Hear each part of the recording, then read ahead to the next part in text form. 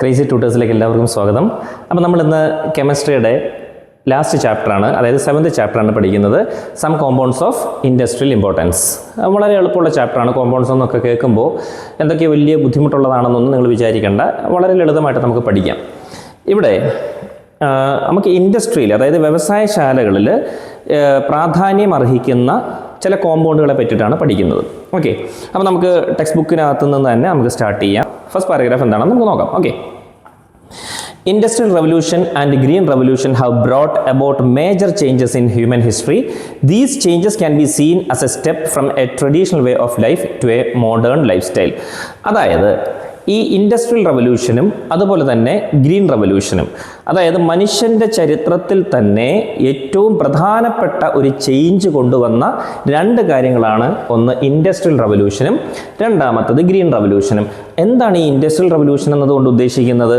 അതായത് വ്യവസായ വിപ്ലവം എന്നൊക്കെ കേട്ടിട്ടില്ലേ? അതായത് പണ്ട് കാലങ്ങളിൽ ജനങ്ങൾ കൃഷി പോലുള്ള, അതായത് പാഡി ഫീൽഡുകളിലൊക്കെ ആളുകൾ ജോലി ചെയ്യുന്ന കണ്ടിട്ടില്ലേ? ഞാറ് നടുക, അങ്ങനെ അവർ മാനുവലായിട്ടാണ് ഓരോ കാര്യങ്ങൾ പണ്ട് കാലങ്ങളിൽ ചെയ്തിരുന്നത്.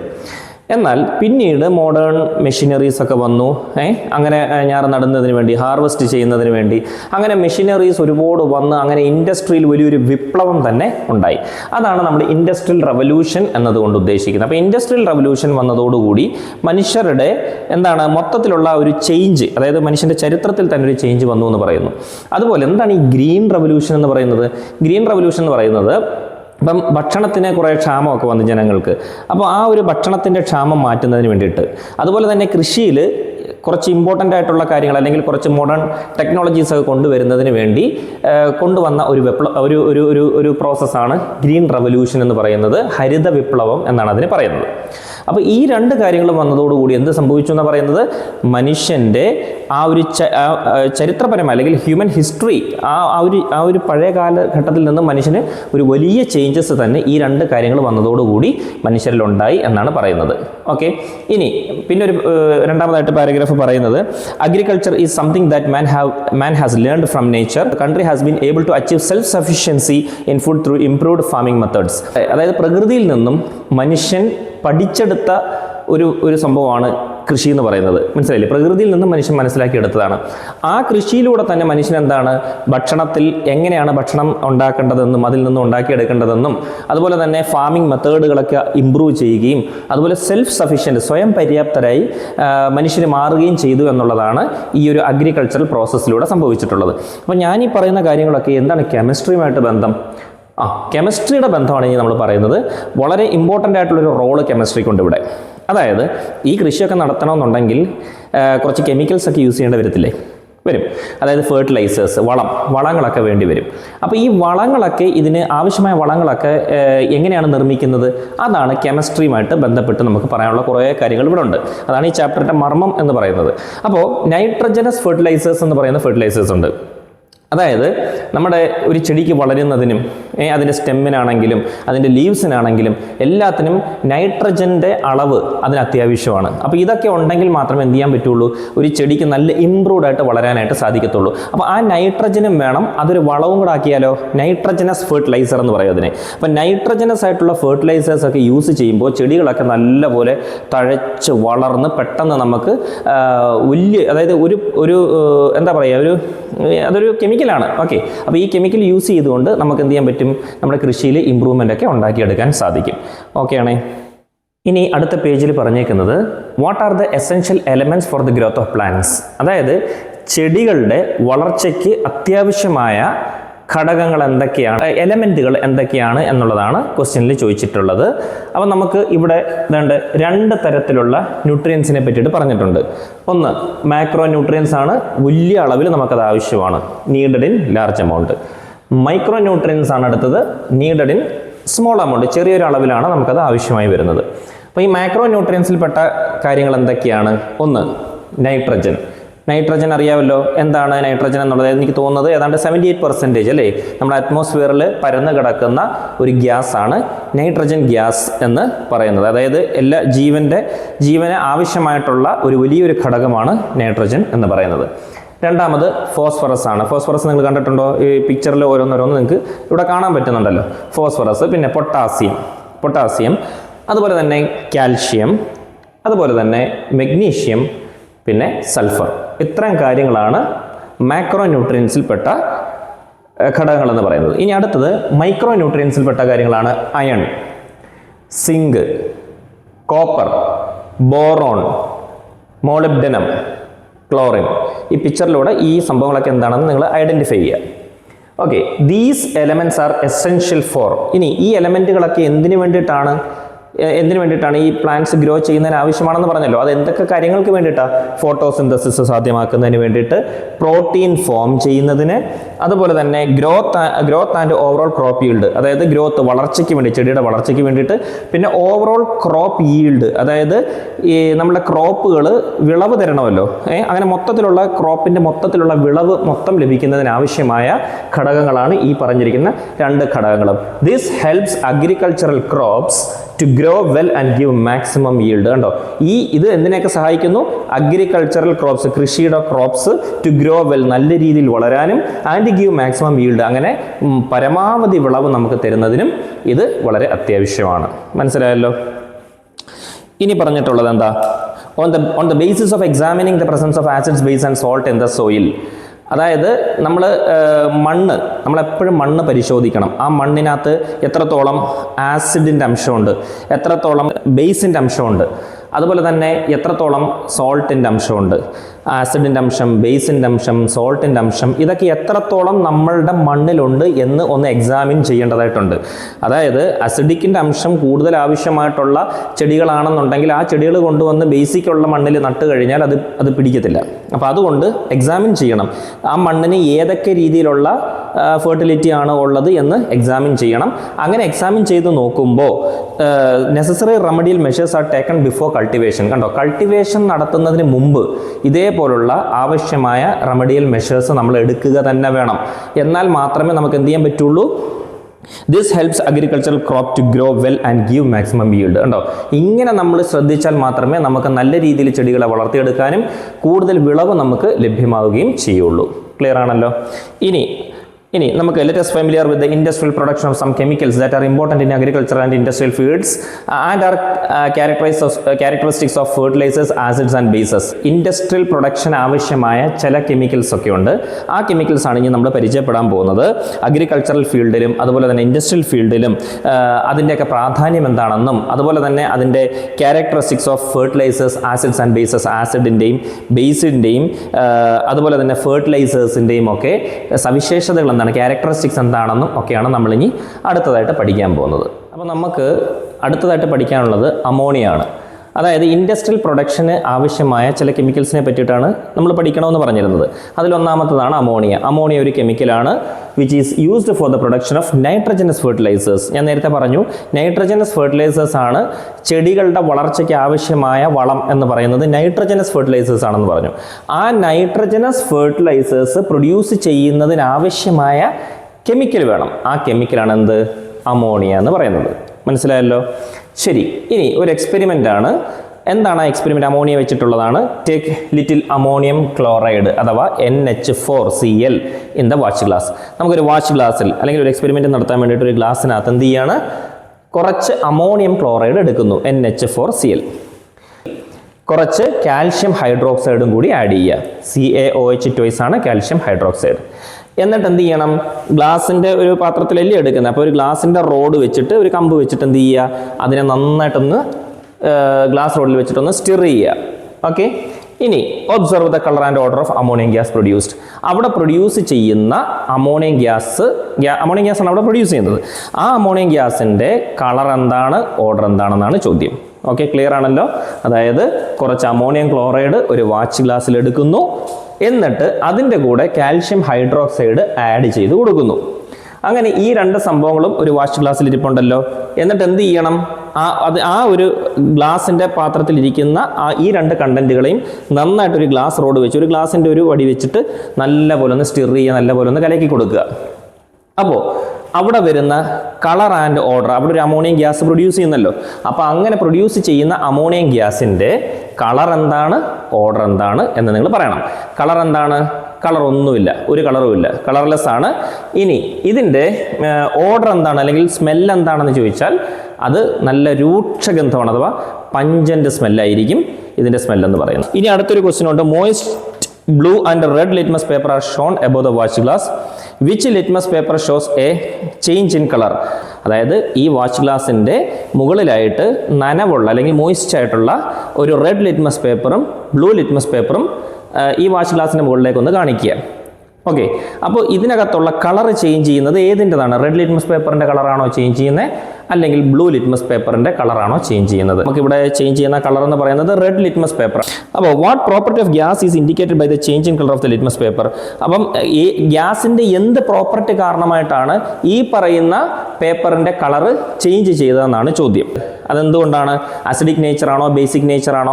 ബേസിക് നേച്ചറാണ്. അതായത് നമുക്കറിയാവുന്ന ഒരു കാര്യമാണ്, മുമ്പ് പഠിച്ചിട്ടുള്ളതാണ്. അസിഡിക്കിൻ്റെ, അതായത് റെഡ് ലിറ്റ്മസ് പേപ്പർ ബ്ലൂ ആവണമെങ്കിൽ ഉറപ്പായിട്ടും അത് ബേസിക് നേച്ചർ ആയിരിക്കും. ബ്ലൂ ലിറ്റ്മസ് പേപ്പർ റെഡ് ആവണമെന്നുണ്ടെങ്കിൽ അതെന്തായിരിക്കണം? അസിഡിക് നേച്ചറാണ്. പക്ഷേ ഇവിടെ ബേസിക് നേച്ചറുള്ളൊരു വസ്തു ആയതുകൊണ്ടാണ് റെഡ് ലിറ്റ്മസ് പേപ്പർ ചേഞ്ച് ചെയ്തുകൊണ്ട് ബ്ലൂ കളറായി മാറിയത്. ഓക്കെ, നമ്മൾ നേരത്തെ ചെയ്തത് എന്തായിരുന്നു? അമോണിയ പ്രിപ്പയർ ചെയ്യാൻ വേണ്ടുന്ന ഒരു എക്സ്പെരിമെൻ്റ് ആയിരുന്നു നമ്മൾ നേരത്തെ ചെയ്തത്, അല്ലേ? അവിടെ എന്തൊക്കെയാണ് നമ്മൾ യൂസ് ചെയ്തിരുന്നത്? അമോണിയം ക്ലോറൈഡും അതുപോലെ തന്നെ കാൽഷ്യം ഹൈഡ്രോക്സൈഡും കൂടെ മിക്സ് ചെയ്തു, അല്ലേ? മിക്സ് ചെയ്തപ്പോൾ നമുക്ക് എന്ത് കിട്ടി? അമോണിയ എന്ന് പറയുന്ന ഗ്യാസ് കിട്ടി. അപ്പോൾ നമുക്കിവിടെ പറഞ്ഞിരിക്കുന്നത് കംപ്ലീറ്റ് കെമിക്കൽ ഇക്വേഷനാണ് അടുത്ത് പറഞ്ഞിട്ടുള്ളത്. അപ്പോൾ അതെങ്ങനെയാണ് എന്നുള്ളൊരു ഇച്ചിരി ഒന്ന് പരത്തി പറയാനുണ്ട്. നിങ്ങൾക്ക് എല്ലാവർക്കും മനസ്സിലാവാൻ വേണ്ടിയിട്ടാണ്, അറിയാവുന്നൊരു സ്കിപ്പ് ചെയ്തോ, കുഴപ്പമില്ല. അപ്പോൾ അമോണിയം ക്ലോറൈഡ് ഇതെന്താണ്? NH4Cl എന്ന് പറയുന്നത് അമോണിയം ക്ലോറൈഡാണ്. അപ്പോൾ അമോണിയം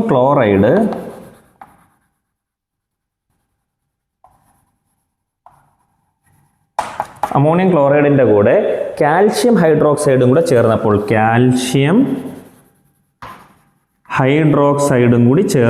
നമുക്ക് എന്ത് കിട്ടി? അമോണിയ എന്ന ഗ്യാസ് കിട്ടി എന്നാണ് നേരത്തെ പറഞ്ഞല്ലേ. അമോണിയ ഗ്യാസ് കിട്ടുന്നതിന് വേണ്ടിയിട്ടുള്ളൊരു ഒരു രീതിയാണ് നമ്മൾ നേരത്തെ ചെയ്തത്. അപ്പോൾ ഇവിടെ നമുക്ക് എന്തൊക്കെ കിട്ടുന്നത്? പിന്നെ കളർലെസ് ആയിട്ടുള്ള പഞ്ചൻ്റ് സ്മെല്ലുള്ള ഒരു അമോണിയാണ് നമുക്ക് കിട്ടിയത്. ആ ഗ്യാസ് അമോണിയാണ്. അപ്പോൾ നമുക്കിവിടെ കിട്ടുന്ന എന്തൊക്കെ ഐറ്റംസ് ആണെന്ന് ചോദിച്ചാൽ, ഇപ്പോൾ നമുക്ക് ഇവിടെ 2NH4Cl + CaOH twice gives, അതായത് അമോണിയം ക്ലോറൈഡ് കാൽഷ്യം ഹൈഡ്രോക്സൈഡുമായിട്ട് ചേർന്നപ്പോൾ എന്ത് കിട്ടി എന്നുള്ളതാണ് ചോദിക്കുന്നത്. അവിടെ അമോണിയ കിട്ടി എന്നുള്ളത് ഉറപ്പല്ലേ? അപ്പോൾ നമുക്ക് NH3 എന്ന് പറയുന്നൊരു സംഭവം, അമോണിയ എന്ന് പറഞ്ഞാൽ NH3 ആണ്. അതിൻ്റെ കൂടെ എന്തൊക്കെ ചേർന്ന് കിട്ടുമെന്ന് ചോദിച്ചാൽ അത് നമുക്കിപ്പോൾ നോക്കാം. ഞാൻ അതാണൊന്ന് ഡീറ്റെയിൽഡ് ആയിട്ട് നിങ്ങൾക്ക് പറഞ്ഞു തരാം. എന്നിട്ടൊരു കെമിക്കൽ ഇക്വേഷൻ ബാലൻസ് ചെയ്യുന്നതും കൂടെ പറഞ്ഞുതരാം. അപ്പോൾ നിങ്ങൾക്ക് നല്ല ക്ലിയർ ആയിട്ട് മനസ്സിലാവും. ഒന്ന് ശ്രദ്ധിച്ചിരിക്കുക കേട്ടോ, ഈ സമയം വേസ്റ്റ് ആവത്തില്ല, നിങ്ങൾ ശ്രദ്ധിച്ചിരിക്കണേ. ഓക്കെ, ഇവിടെ നോക്ക്, 2 തന്നതുകൊണ്ട് ഉറപ്പായിട്ടും നമുക്ക് ഇവിടെ എല്ലായിടവും ബാലൻസ് ചെയ്യണമെന്നുള്ളത് നമുക്ക് മനസ്സിലായി. ഓക്കെ, ഇവിടെ നോക്ക്, NH4Cl. ഒരു ചെറിയൊരു ക്ലൂ വെച്ചിട്ട് നിങ്ങൾക്ക് മനസ്സിലാവാൻ, പരീക്ഷയ്ക്ക് എഴുതാമെന്നുള്ള രീതിയിലാണ് ഞാനിത് പറയുന്നത് കേട്ടോ. ഒന്ന് ക്ലിക്ക് ആവാൻ വേണ്ടി ചെറിയൊരു ട്രിക്ക് വെച്ചിട്ടാണ് പറയുന്നത്. NH4Cl + CaOH twice gives എന്തൊക്കെയാണ് കിട്ടുന്നതെന്നല്ലേ ചോദിക്കുന്നത്. അപ്പോൾ ഇവിടെ ഒരു 2 കൊടുത്തിട്ടുണ്ട്, അല്ലേ? 2 കൊടുത്തിട്ടുണ്ട്. നമുക്ക് ആ 2 അതുപോലെ തന്നെ എഴുതാം, അതവിടെ നിൽക്കട്ടെ, അത് നമുക്ക് പിന്നീട് നോക്കാം. ഇപ്പോൾ ഇവിടെ എന്തൊക്കെയാണ് നമുക്ക് ഇവിടെ ഡെവലപ്പായി വരുന്നത്? ഒന്ന് അമോണിയ ഗ്യാസ് ആണല്ലോ കിട്ടുന്നത്. അപ്പോൾ NH3 ഉറപ്പായിട്ടും കിട്ടും. ഇതിൽ നിന്ന് നിങ്ങൾ മനസ്സിലാക്കട്ടെ ബാക്കി എങ്ങനെ എഴുതുന്നതെന്ന് പറഞ്ഞുതരാം. ഇവിടെ N ഒരെണ്ണമല്ലേ, ഇവിടെ ഒരു N, ഈ 2ൻ്റെ കാര്യം ഇപ്പോഴും ചിന്തിക്കേണ്ട. ഇവിടെ ഒരു N അല്ലേ, അപ്പോൾ ഇവിടെയും ഒരു N. അപ്പോൾ ഈ ഒരു N അങ്ങ് പോയി കിട്ടിയല്ലോ. ഇനി ഇവിടെ എത്ര ഉണ്ട്? H4 ഉണ്ട്. അവിടെ നിന്ന് H3 ഇപ്പുറത്തേക്ക് എടുത്തല്ലോ. അപ്പോൾ ഇവിടെ നിന്ന് ഒരു N എടുത്ത് ഇവിടത്തേക്ക് അങ്ങ് എടുത്തെന്നായി ചിന്തിക്കും ചുമ്മാ. ഓക്കെ, ഇവിടെ നിന്ന് ഒരു N ഇപ്പുറത്തേക്ക് അങ്ങ് എടുത്തു. അപ്പോൾ N അങ്ങ് പോയി. പിന്നെന്താ ഉള്ളത്? H4 ഉണ്ടായിരുന്നു, H4 ഉണ്ടായിരുന്നു. അതിൽ നിന്ന് 3 എണ്ണം ഇപ്പുറത്തേക്ക് എടുത്തു. അപ്പോഴത്തേക്ക് എത്ര എണ്ണം പോയി? 3 എണ്ണം പോയി. ഇനി ബാക്കി എത്ര എണ്ണം ഉണ്ട്? ഒരെണ്ണം ഇല്ലേ ഉള്ളൂ. അപ്പോൾ ഇവിടെ H എത്ര ഉണ്ട്? ഒരെണ്ണം അല്ലേ. അപ്പോൾ ഈ കൂട്ടത്തിൽ ഇനി H ഒരെണ്ണം ഉണ്ട്. ഇനി വേറെ എന്തോ ഉണ്ട്? Cl, അത് ഒരെണ്ണം ഉണ്ട്. പിന്നെ ഇവിടെ എന്തുണ്ട്? Ca, അത് ഒരെണ്ണം ഉണ്ട്. OH twice എന്ന് പറയുന്നത് അവിടെ അതും ഒരെണ്ണം ഉണ്ട്. ഓക്കെ, ഇത്രയുമാണ് ഉള്ളത്. കാൽഷ്യം ഹൈഡ്രോക്സൈഡാണ്. കാൽഷ്യം എന്ന് പറഞ്ഞാൽ Ca, ഹൈഡ്രോക്സൈഡ് എന്ന് പറഞ്ഞാൽ OH twice. ശരി, ഇനി നമുക്ക് എന്താ ചെയ്യേണ്ടുന്നത്? ഇവിടെ നിന്നും ബാക്കി എത്രയൊക്കെയുണ്ട്? ഇത്രയും സാധനങ്ങൾ നമ്മുടെ കയ്യിലുണ്ട്. അപ്പോൾ ഇത് ഇത്രയും കൂടെ എടുത്ത് ഇവിടെ നമുക്ക് പ്രോഡക്റ്റ് ഉണ്ടാക്കാൻ പോവുകയാണ് കേട്ടോ. എന്നിട്ട് NH3യുടെ കൂടെ വേറെ എന്തൊക്കെ ഇനി വരും? ഇവിടെ നിങ്ങളൊന്ന് ആലോചിച്ച് നോക്കിയേ, Caയും Clഉം കൂടെ ഒന്നിച്ച് വന്നാൽ, CaCl എന്ന് പറയുന്ന സംഭവം ഒന്നിച്ച് വന്നാൽ നിങ്ങൾ എപ്പോഴും പറയുന്നത് എന്താണ്? കാൽഷ്യം ഹൈഡ്രോക്സൈഡ് അല്ലേ, കാൽഷ്യം ക്ലോറൈഡ് എന്നല്ലേ നമുക്കിത് പറയാൻ പറ്റുന്ന, കാൽഷ്യവും ക്ലോറിനും. അപ്പോൾ രണ്ടും കൂടെ ചേരുമ്പോൾ കാൽഷ്യം ക്ലോറൈഡ്, CaCl2. അപ്പോൾ നമുക്ക് ഒരു കാര്യം കൂടി ഇങ്ങനെ ചിന്തിക്കാം. സി എയും പോയി. ഇപ്പോൾ എന്നും പോയി, H3 പോയി, അതിലൊരു എച്ച് ബാക്കിയുണ്ട്. Cl പോയി അല്ലേ, Cl ഇവിടെ എടുത്തു. പിന്നെ Ca പോയി, Ca ഇവിടെ എടുത്തു. അപ്പോൾ ഇതും പോയി, ഇതും പോയി, ഇതും പോയി, ഇതും പോയി. ഇവിടെ ഒരു എച്ച് മാത്രമേ ബാക്കിയുള്ളൂ. ഇനി എന്താണ് ഇവിടെ? ഈ ഒരു 2ഉം പോയി. ഈ 2 ഇവിടെ വന്നു. ചുമ്മാ ചിന്തിക്കുകയാണേ, ഈ ഒരു 2 അങ്ങ് പോയെന്ന് വിചാരിച്ചു. ആ 2 കൂടെ എടുത്ത് ഞാൻ ഇവിടെ ഇട്ടു. കാൽഷ്യം ക്ലോറൈഡ് നമ്മൾ CaCl2 ആണ്. നമുക്കിങ്ങനെ മനസ്സിലാവാൻ വേണ്ടി പറഞ്ഞതേ ഉള്ളൂ. പ്ലസ് ഇനി ബാക്കി എന്തുണ്ട് ഇവിടെ? ഇവിടെ ഒരു എച്ച് ഉണ്ട്, ഇവിടെ ഒരു എച്ച് ഉണ്ട്, ഇവിടെ ഒരു O ഉണ്ട് അല്ലേ? അപ്പോൾ 2 എച്ച് ഉണ്ട്, എച്ച് 2 ഉണ്ട്, പിന്നെന്തുണ്ട്? ഒരു ഓയും ഉണ്ട്. അപ്പോൾ H2 ഒരു ഓയും വന്നാൽ അതിൻ്റെ അർത്ഥം എന്തുവാ? വാട്ടർ. ഓക്കെ, കിട്ടിയല്ലോ. അപ്പോൾ ഇവിടെ H2. ഈസി ആയില്ലേ? ഇക്വേഷൻ എങ്ങനെയാണ് ഒരു ഐഡിയ പരമായിട്ട് എഴുതുന്നത് മനസ്സിലായില്ലേ? ഇതൊക്കെ കാണാൻ പഠിച്ചാൽ നിങ്ങളുടെ മനസ്സിൽ നിൽക്കത്തില്ല, പരീക്ഷ ആകുമ്പോൾ ഇതൊക്കെ മറന്നുപോകും. അപ്പോൾ ഈ ഒരു ഐഡിയ കിട്ടിയല്ലോ. ഇനി ഇതെല്ലാം മറക്ക്. ഇനി ഇവിടെ നമ്മുടെ ക്വസ്റ്റ്യനിൽ എന്താ പറഞ്ഞിരിക്കുന്നത്? ഇവിടെ ഒരു 2 പറഞ്ഞിട്ടില്ലേ? അപ്പോൾ അതിൻ്റെ അർത്ഥം എന്താ? ഇവിടെ എത്ര നൈട്രജൻ ഉണ്ടെന്നാണ്? 2 നൈട്രജൻ ഉണ്ട് അല്ലേ? 2 നൈട്രജൻ ലെഫ്റ്റ് ഹാൻഡ് സൈഡിലുണ്ട്. നമുക്ക് ഈ ഗീവ്സിന് മുമ്പുള്ള എല്ലാം എടുത്ത് എഴുതാം. 2 നൈട്രജൻ ഉണ്ട്. H4 എത്ര ഉണ്ട്? അതും 2. ഇവിടെ 2 ഇട്ടാൽ അതിൻ്റെ അർത്ഥം എന്താണെന്നറിയോ? നൈട്രജനും ഈ ഹൈഡ്രജനും ഈ ക്ലോറിനും എല്ലാവർക്കും ആ 2 ബാധകമാണെന്നാണ്. മനസ്സിലായോ? അപ്പോൾ ആ 2 ബാധകമാണ്. ഇപ്പോൾ Hന് 4 ഉണ്ടെങ്കിൽ ആ 4നെ ഈ 2 കൊണ്ട് മൾട്ടിപ്ലൈ ചെയ്യണം. ഓക്കെ, ഇപ്പോൾ ഇവിടെ N എത്ര ഉണ്ട്? ഒരു N ഉള്ളൂ. അതിൻ്റെ മുമ്പിൽ എത്ര ഉണ്ട്? 2 ഉണ്ട്. അപ്പോൾ ഒരു Nനെ 2 കൊണ്ട് മൾട്ടിപ്ലൈ ചെയ്യുമ്പം 2 × 1 2. അപ്പോൾ എത്രയാണ്? 2 നൈട്രജൻ ആണുള്ളത്. ഇനി H4 അല്ലേ ഇവിടെ ഉള്ളത്? H4 എത്ര എണ്ണം ഉണ്ട്? അതും 2 എണ്ണം ഉണ്ട്. ഈ 2 ഈ H4നും ബാധകമാണ്, ഈ 2 ക്ലോറിനും ബാധകമാണ്. അപ്പോൾ 2 ക്ലോറിനും ഉണ്ട്. ക്ലിയർ ആണല്ലോ? അപ്പോൾ 2 H4 എന്ന് പറഞ്ഞാൽ അതിൻ്റെ അർത്ഥം എന്താ? ഇത് 2 കൂടെ അങ്ങ് മൾട്ടിപ്ലൈ ചെയ്യണം. 2 നമ്പർ വന്നാൽ അങ്ങനെ മൾട്ടിപ്ലൈ ചെയ്യണം. അപ്പോൾ 2 × 4 എത്ര? 8 എന്ന് കിട്ടത്തില്ലേ? അപ്പോൾ H എത്ര കിട്ടി? ഹൈഡ്രജൻ 8 ഉണ്ടെന്ന് മനസ്സിലായി. ഓക്കെ, അപ്പോൾ ഇതങ്ങ് മാറ്റി 8 ഹൈഡ്രജൻ. കാര്യം മനസ്സിലാവുന്നുണ്ടല്ലോ? ഇനി ഇവിടെ നോക്ക്, Ca എത്ര എണ്ണം ഉണ്ട്? ഒരെണ്ണം ഉണ്ട്. അപ്പോൾ ഒരു Ca, പിന്നെ OH ട്വൈസ് എത്ര ഉണ്ട്? ഒരു OH ട്വൈസ്. ഓക്കെ, ഇത്രയും നിൽക്കട്ടെ. ഇനി റൈറ്റ് ഹാൻഡ് സൈഡിൽ എന്തൊക്കെ ഉണ്ട് എന്ന് നമുക്ക് നോക്കാം. ഇവിടെ എത്ര നൈട്രജൻ ഉണ്ട്? ഈ നൈട്രജൻ തുല്യമായിട്ട് ഇവിടെ എത്ര നൈട്രജൻ ഉണ്ട്? ഒരു നൈട്രജനേ ഉള്ളൂ. H3 എത്ര ഉണ്ട്? H3 ഒരെണ്ണം. അതുപോലെ തന്നെ Ca ഒരെണ്ണം, ഒരു Cl2, അതുപോലെ തന്നെ ഒരു H2O, ഒരു H2, പിന്നെ ഒരു O ആണല്ലോ. ശരി, ഇവിടെ 2 നൈട്രജൻ ഉണ്ട്, ഇവിടെ ഒരു നൈട്രജനേ ഉള്ളൂ. അപ്പോൾ ബാലൻസ്ഡ് ആവുമോ? ബാലൻസ്ഡ് അല്ല. അപ്പോൾ 2 നൈട്രജൻ ഇവിടെ ഉള്ളത് കൊണ്ട് ഇവിടെ 2 നൈട്രജൻ ആക്കാൻ വേണ്ടി ബാലൻസ് ചെയ്യാൻ വേണ്ടിയിട്ട് ഞാൻ ഇവിടെ ഫ്രണ്ടിൽ ഒരു 2 ഇട്ട് കൊടുത്തു. ഇത്രയും ക്ലിയർ ആണല്ലോ? അപ്പോൾ 2 നൈട്രജൻ 2 സൈഡിലും കിട്ടി. ഇനി എന്തൊക്കെയാണ് മാറ്റം വരുത്തേണ്ടത് നോക്ക്. ഈ 2 നൈട്രജൻ എന്നുള്ളത് ഇവിടെ 2 എടുത്ത് നൈട്രജൻ്റെ ഫ്രണ്ടിൽ ഇട്ട് കൊടുത്തുകൊണ്ടുള്ളൊരു പ്രശ്നം എന്താണെന്നറിയുമോ? ഇവിടെ ഹൈഡ്രജനും ഈ 2 ബാധകമാണ്. മനസ്സിലായോ? അപ്പോൾ ഈ ഹൈഡ്രജൻ ഇവിടെ എത്ര ആയി മാറി? ഹൈഡ്രജൻ 3 ആയിരുന്ന ഹൈഡ്രജനും 2 ബാധകമാണ്, ഒരു നൈട്രജനും 2 ബാധകം. അപ്പോൾ ഇവിടെ എത്ര നൈട്രജൻ വന്നു? ഇവിടെ 2 നൈട്രജൻ വന്നു. ഇവിടെ H3 എത്ര എണ്ണം വന്നു? H3 2 എണ്ണം വന്നു. അപ്പോൾ 2H3. അപ്പോൾ 2ഉം 3 കൂടെ വന്നു കഴിഞ്ഞാൽ 2 × 3 എത്ര? 6. അപ്പോൾ ഹൈഡ്രജൻ ഇവിടെ എത്ര കിട്ടി? 6 ഹൈഡ്രജൻ കിട്ടി. കാര്യങ്ങൾ മനസ്സിലാവുന്നുണ്ടല്ലോ? 6 ഹൈഡ്രജൻ കിട്ടി. ഇനി എന്താണ് ഇവിടെ? ഇപ്പോൾ പറഞ്ഞായിരുന്നല്ലോ CaCl2 + H2O ആണ് ഈക്വേഷനിൽ വരുന്നത്. അത് ഞാൻ ഇവിടെ എടുത്ത് എഴുതാം. CaCl2 + H2O. ഇനി നമുക്കിപ്പോൾ ഇവിടെ നോക്കിക്കേ, ഇവിടെ ഹൈഡ്രജൻ എത്ര ഉണ്ട്? ഇവിടെ എല്ലാം കൂടെ ഹൈഡ്രജൻ എല്ലാം കൂടെ നമുക്കൊന്ന് കൂട്ടി നോക്കാം. ഇവിടെ ഹൈഡ്രജൻ 4 × 2 8, ഇവിടെ ഒരു ഹൈഡ്രജൻ ഉണ്ട്, അപ്പോൾ × 2, അപ്പോൾ എത്രയായി? അവിടെ മൊത്തം 10 ഹൈഡ്രജൻ ഉണ്ട്. ഇത് ഞാൻ കൂട്ടിയില്ല. ഹൈഡ്രജൻ ഇവിടെ 2 ഉണ്ട്, അപ്പോൾ പ്ലസ് 2 ഹൈഡ്രജൻ ഇവിടെ ഉണ്ട്. അപ്പോൾ ഇവിടെ എന്താണ്? ഓക്സിജനും എത്ര ഉണ്ട്? 2 ഉണ്ട്. അപ്പം ഓക്കെ, OH ട്വൈസ് എന്നാൽ ഇവിടെ കൊടുത്തിരുന്നത് പോട്ടെ. അപ്പോൾ ഇവിടെ ഓക്സിജനും 2 ഉണ്ട്, 2 ഓക്സിജനും ഉണ്ട്. ഓക്കെ ആണല്ലോ? അങ്ങനെയാണെന്നുണ്ടെങ്കിൽ ഇവിടെ 8 ഹൈഡ്രജനും 2 ഹൈഡ്രജനും ചേർത്ത് 10 ഹൈഡ്രജൻ അവിടെ ഇല്ലേ? അപ്പോൾ അങ്ങനെയാണെന്നുണ്ടെങ്കിൽ ഇവിടെ 10 ഹൈഡ്രജനാണ് നമ്മുടെ ലെഫ്റ്റ് ഹാൻഡ് സൈഡിലുള്ളത്. അതായത് H4 × 2, അപ്പോൾ 2 × 4 8 ഹൈഡ്രജനും ഇവിടെ 2 ഹൈഡ്രജൻ. അപ്പോൾ എത്തായി? മൊത്തം 10 ഹൈഡ്രജൻ ഉണ്ടായി. അപ്പോൾ ഈ റൈറ്റ് ഹാൻഡ് സൈഡിൽ നോക്കിക്കേ, എത്ര ഹൈഡ്രജൻ ഉണ്ട്? H3 2, അതായത് 3 × 2 6, അപ്പോൾ 6 ഹൈഡ്രജൻ പ്ലസ് ഇവിടെ 2 8 ഹൈഡ്രജൻ. അപ്പോൾ മൊത്തം എത്രയാണ് ഇവിടെ? 8 ഹൈഡ്രജൻ ആണ്. അപ്പോൾ മാച്ചിങ് ആണോ? മാച്ചിങ് അല്ല. അപ്പോൾ എന്ത് ചെയ്യണം? ഇവിടുത്തെ 10 ഹൈഡ്രജൻ തുല്യമായിട്ട് ഇവിടെ 8 ഹൈഡ്രജനേ ഉള്ളൂ, 10 ഹൈഡ്രജൻ അവിടെയും വരണം. അപ്പോൾ എന്ത് ചെയ്യണം? ഈ ഹൈഡ്രജൻ്റെ മുമ്പിലായിട്ടൊരു 2 നമുക്ക് ഇട്ട് കൊടുക്കാം. ഇനി ഇത് ബാലൻസ്ഡ് ആണോ എന്ന് ചെക്ക് ചെയ്യാം. ഓക്കെ, ഇവിടെ നമുക്ക് 2 നൈട്രജൻ വന്നു, 2 നൈട്രജൻ വന്നു, 2 നൈട്രജൻ 2 നൈട്രജൻ. ഇനി എന്താണ്? H4 × 2 8 ആണ്. അല്ലേ? അതുപോലെ തന്നെ H ഇവിടെ 2, അപ്പോൾ 8ഉം 2 കൂടെ ചേർത്ത് 10 ഹൈഡ്രജൻ ഇവിടെ സൈഡിൽ വന്നു. ഇവിടെ നമുക്ക് H3 × 2, അപ്പോൾ 3 × 2 6, അപ്പോൾ ഹൈഡ്രജൻ 6. പിന്നെ ഇവിടെ ഹൈഡ്രജൻ എത്ര ഉണ്ട്? 2 × 2 4, അപ്പോൾ 6 + 4 എത്രയായി? 10. ഒന്നുകൂടെ പറഞ്ഞുതരാം. ഹൈഡ്രജൻ 3 ആണ്, 3 × 2 6, അതായത് 2H3 എന്ന് വന്നു. അപ്പോൾ 2 × 3 എത്രയായി? 6. അപ്പോൾ അവിടെ ഹൈഡ്രജൻ 6 വന്നു. ഇവിടെ എത്രയാണ്? 2H2 എന്ന് പറഞ്ഞാൽ 2H2 എന്ന് പറഞ്ഞാൽ 2 × 2 4 ആണ്, അപ്പോൾ 4 ഹൈഡ്രജൻ വന്നു. അപ്പോൾ ഇവിടെ 6 ഹൈഡ്രജൻ 4 ഹൈഡ്രജനോട് ചേർത്ത് ഇവിടെ എത്ര ഹൈഡ്രജനായി? 10 ഹൈഡ്രജനായി മാറി. അപ്പോൾ ഇവിടെയും ഹൈഡ്രജൻ ബാലൻസ്ഡ് ആണല്ലോ? ആണ്. ഇനി എന്താണ്? ഇവിടെ ക്ലോറിൻ എന്ന് പറയുന്നത് ഇവിടെ നോക്കിക്കേ. ഇവിടെ ക്ലോറിൻ 2 എണ്ണം ഇല്ലേ? 2 Cl ആണല്ലോ. ഈ Cl ഈ 2 ബാധകമാണല്ലോ. അപ്പോൾ ഇവിടെ 2 ക്ലോറിൻ ഉണ്ട്. അങ്ങനെയാണെങ്കിൽ ഇവിടെ എന്താണ്? Cl ഇവിടെയും 2 ആണ്. അപ്പോൾ ക്ലോറിൻ ഇവിടെയും 2 ആണ്. അപ്പോൾ അതും ബാലൻസ്ഡ് ആണല്ലോ, ക്ലോറിനും ബാലൻസ്ഡ് ആണ്. ഇനി എന്താണ്? കാൽഷ്യം എന്ന് പറയുന്നത് Ca ഒരെണ്ണമാണ്, ഇവിടെ Ca ഒരെണ്ണമാണ്. അപ്പോൾ അവിടെയും എന്താണ്? അതും ബാലൻസ്ഡ് ആണ്. ഇനി എന്താണ്?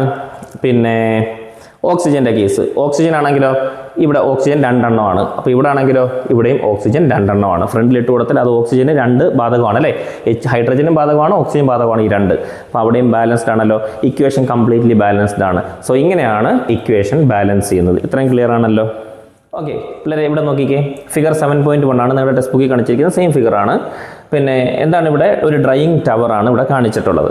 എന്താണ് ഇവിടെ നടക്കുന്ന പ്രോസസ്സ്? നമ്മൾ ആദ്യം പറഞ്ഞു അമോണിയം ക്ലോറൈഡും കാൽഷ്യം ഹൈഡ്രോക്സൈഡും കൂടെ ചേർന്ന് അമോണിയയും കാൽഷ്യം ക്ലോറൈഡും അതുപോലെ തന്നെ വാട്ടറും ഫോം ചെയ്യുമെന്ന് പറഞ്ഞു അല്ലേ? ശരി. ഇനി അങ്ങനെ NH4Cl ഉം CaOH ട്വൈസും. അപ്പോൾ എന്താണ്? ഇവിടെ നിന്ന് ചൂടാക്കുകയാണ് അല്ലേ? ഇത് ചൂടാക്കി കൊടുത്തുകൊണ്ടിരിക്കുകയാണ്. അപ്പോൾ ഇവിടെ നിന്ന് അങ്ങോട്ടേക്ക് ഹീറ്റ് വരുമ്പോൾ ഇതിനകത്ത് നിലനിൽക്കുന്ന അമോണിയയും പിന്നെന്താ ഉള്ളത്? വെള്ളവും കൂടെ ചേർന്നല്ലേ വരുന്നേ? ഓക്കെ. അപ്പം അമോണിയ, അതുപോലെ തന്നെ വെള്ളം, അതുപോലെ CaCl2 ഈ കാര്യങ്ങളൊക്കെ ഉണ്ട്. അപ്പോൾ CaCl2 അവിടെ തന്നെ നിൽക്കും. ഓക്കെ. ഇനി സപ്പോസ് ഈ വെള്ളവും അതുപോലെ തന്നെ അമോണിയയും ഇങ്ങോട്ടേക്ക് അങ്ങ് പോയിരുന്നെങ്കിൽ എന്ത് സംഭവിക്കും? ഇതിവിടെ ചൂടാക്കിക്കൊണ്ടിരിക്കുകയല്ലേ? അപ്പോൾ അത് പൊട്ടാനുള്ള സാധ്യതയുണ്ട്. അങ്ങനെ വരാതിരിക്കാനാണ് ഈ ടെസ്റ്റ് ട്യൂബിനെ ചരിച്ച് വെച്ചേക്കുന്നത്. ചരിച്ച് വെക്കുമ്പോൾ അവിടെ ഡെവലപ്പ് ചെയ്യുന്ന അമോണിയയും വെള്ളവും ഈ കാൽഷ്യം ക്ലോറൈഡ് അവിടെ തന്നെ നിലനിൽക്കും. പിന്നെ ഇതിനകത്തുണ്ടാകുന്ന വെള്ളവും അമോണിയ എന്ത് ചെയ്യും? ഇങ്ങോട്ടേക്ക് ഒഴുകി ഈ ഒരു ഇതുവഴി വന്നിട്ട് എന്ത് ചെയ്യും? നേരെ ഡ്രൈയിങ് ടവറിലേക്ക് വരും. ഇനി നമുക്ക് എന്തൊക്കെയാണ് വേണ്ടുന്നത്?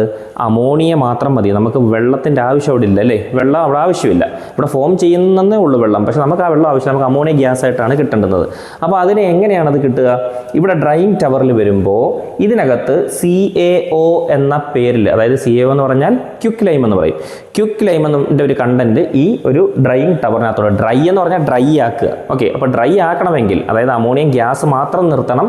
ഡ്രൈയിങ് ടവറിൽ എത്തുമ്പോൾ വെള്ളത്തിൻ്റെ അംശം, മോയ്സ്ചർ കണ്ടന്റ് എന്തെങ്കിലും ഉണ്ടെങ്കിൽ അതങ്ങ് ഡ്രൈ ആക്കി മാറ്റി അതിനെ മോയ്സ്ചർ റിമൂവ് ചെയ്യണം, അല്ലെങ്കിൽ വെള്ളത്തിനെ റിമൂവ് ചെയ്യണം. അതിന് വേണ്ടിയിട്ട് ഇവിടെ എന്തുണ്ട്? ക്വിക്ക് ലൈം ഉണ്ട്, അതിനകത്ത് നിലനിൽപ്പുണ്ട്. അങ്ങനെ ഡ്രൈയിങ് ടവറിൽ എത്തുമ്പോൾ ആ വെള്ളത്തിനെ അതിൽ നിന്ന് അങ്ങ് റിമൂവ് ചെയ്യും. അങ്ങനെ അമോണിയ മാത്രമായിട്ട് കിട്ടും. എന്നിട്ട് ഈ അമോണിയ എന്ത് ചെയ്യുന്നു? ഈ ഗ്യാസ് ജാറിനകത്തേക്ക് വന്ന് ഫില്ലാവും. ഇവിടെ നോക്ക്, തലകുത്തനെയാണ് ഗ്യാസ് ജാർ വെച്ചേക്കുന്നത്. അതെന്തിനാ? അതായത് അമോണിയ എന്ന് പറഞ്ഞത് നമ്മൾ നേരത്തെ പറഞ്ഞു ലെസ് ഡെൻസർ ദാൻ എയറിനേക്കാളും ഡെൻസിറ്റി വളരെ കുറവാണ്. അതുകൊണ്ട് തന്നെ അമോണിയ ഇതിലൂടെ ഇങ്ങനെ അങ്ങ് പോയിരുന്നെങ്കിൽ അതങ്ങ് എയറിലേക്ക് പോയിട്ട് അത് നമുക്ക് കിട്ടാതാവും അല്ലേ? അപ്പോൾ അങ്ങനെ കിട്ടണമെങ്കിൽ എന്ത് ചെയ്യണം? അമോണിയ അവിടെ തന്നെ നിലനിർത്തണ്ടേ? അതുകൊണ്ടാണ് ഈ ഗ്യാസ് ജാർ തലകുത്തനെ വെച്ചേക്കുന്നത്. അപ്പോൾ ഇതിൽ നിന്നും പ്രൊഡ്യൂസ് ചെയ്യുന്ന അമോണിയ ഇതിനകത്ത് വന്ന് ഫില്ലായി അവിടെ തന്നെ കിടക്കും. മനസ്സിലായോ എങ്ങനെയാണ് അമോണിയ അവിടെ ഫോം ചെയ്യുന്നത് എന്നുള്ളത്? ക്ലിയർ ആണല്ലോ? ശരി. നമുക്ക് ഈ ടെക്സ്റ്റ് ബുക്കിനകത്തുള്ള ക്വസ്റ്റ്യനും കൂടെ ഇതിൻ്റെ കൂട്ടത്തിൽ ചെയ്തങ്ങ് പോവാം. ഓക്കെ. അപ്പോൾ ഒരു ക്വസ്റ്റ്യൻ പറഞ്ഞിട്ടുണ്ട്. Let's in the figure the jar used for collecting ammonia is kept inverted. ഉണ്ടോ? അപ്പോൾ ജാറിൽ അമോണിയ കളക്ട് ചെയ്യുന്ന കാര്യം പറഞ്ഞു. ആ കളക്ട് ചെയ്യുന്ന അമോണിയ വെക്കുന്ന ജാറ് ഇൻവേർട്ടഡ് ആയിട്ട് വെച്ചിരിക്കുന്നു, തലകീഴായി വെച്ചിരിക്കുന്നു. Okay. Write the reason for this related to the density of ammonia. അമോണിയയുടെ ഡെൻസിറ്റിയെ റിലേറ്റ് ചെയ്തുകൊണ്ട് എന്താണ് ഇങ്ങനെ വെച്ചേക്കുന്നത് എന്നുള്ള കാരണം നിങ്ങൾ പറയണം എന്നാണ് പറഞ്ഞേക്കുന്നത്. നമ്മൾ നേരത്തെ പറഞ്ഞ എന്താണ്? അമോണിയ എന്ന് പറയുന്നത് എയറിനേക്കാൾ ലെസ് ഡെൻസർ ആണ്. അപ്പോൾ നമുക്ക് ആൻസർ ഇങ്ങനെ എഴുതാം. അതായത് the gas jar is inverted because ammonia is lighter than air. എഴുതാമല്ലോ? ഓക്കെ. ഇവിടെ അമോണിയം ഗ്യാസ് ഉപയോഗിച്ചുകൊണ്ടുള്ളൊരു എക്സ്പെരിമെൻ്റ് ആണ് കൊടുത്തിട്ടുള്ളത്. അപ്പോൾ എന്താണ് ഇവിടുത്തെ എക്സ്പെരിമെൻ്റ് നമുക്ക് നോക്കാം. ആദ്യം ഇവിടെ ഒരു ബീക്കർ വെച്ചിട്ടുണ്ട്, ചെറുത്. അതിനകത്തേക്ക് കുറച്ച് വെള്ളമുണ്ട്. ആ വെള്ളത്തിനകത്ത് ഫിനോഫ്തലിൻ മിക്സ് ചെയ്ത് വെച്ചിട്ടുണ്ട്. ഓക്കെ.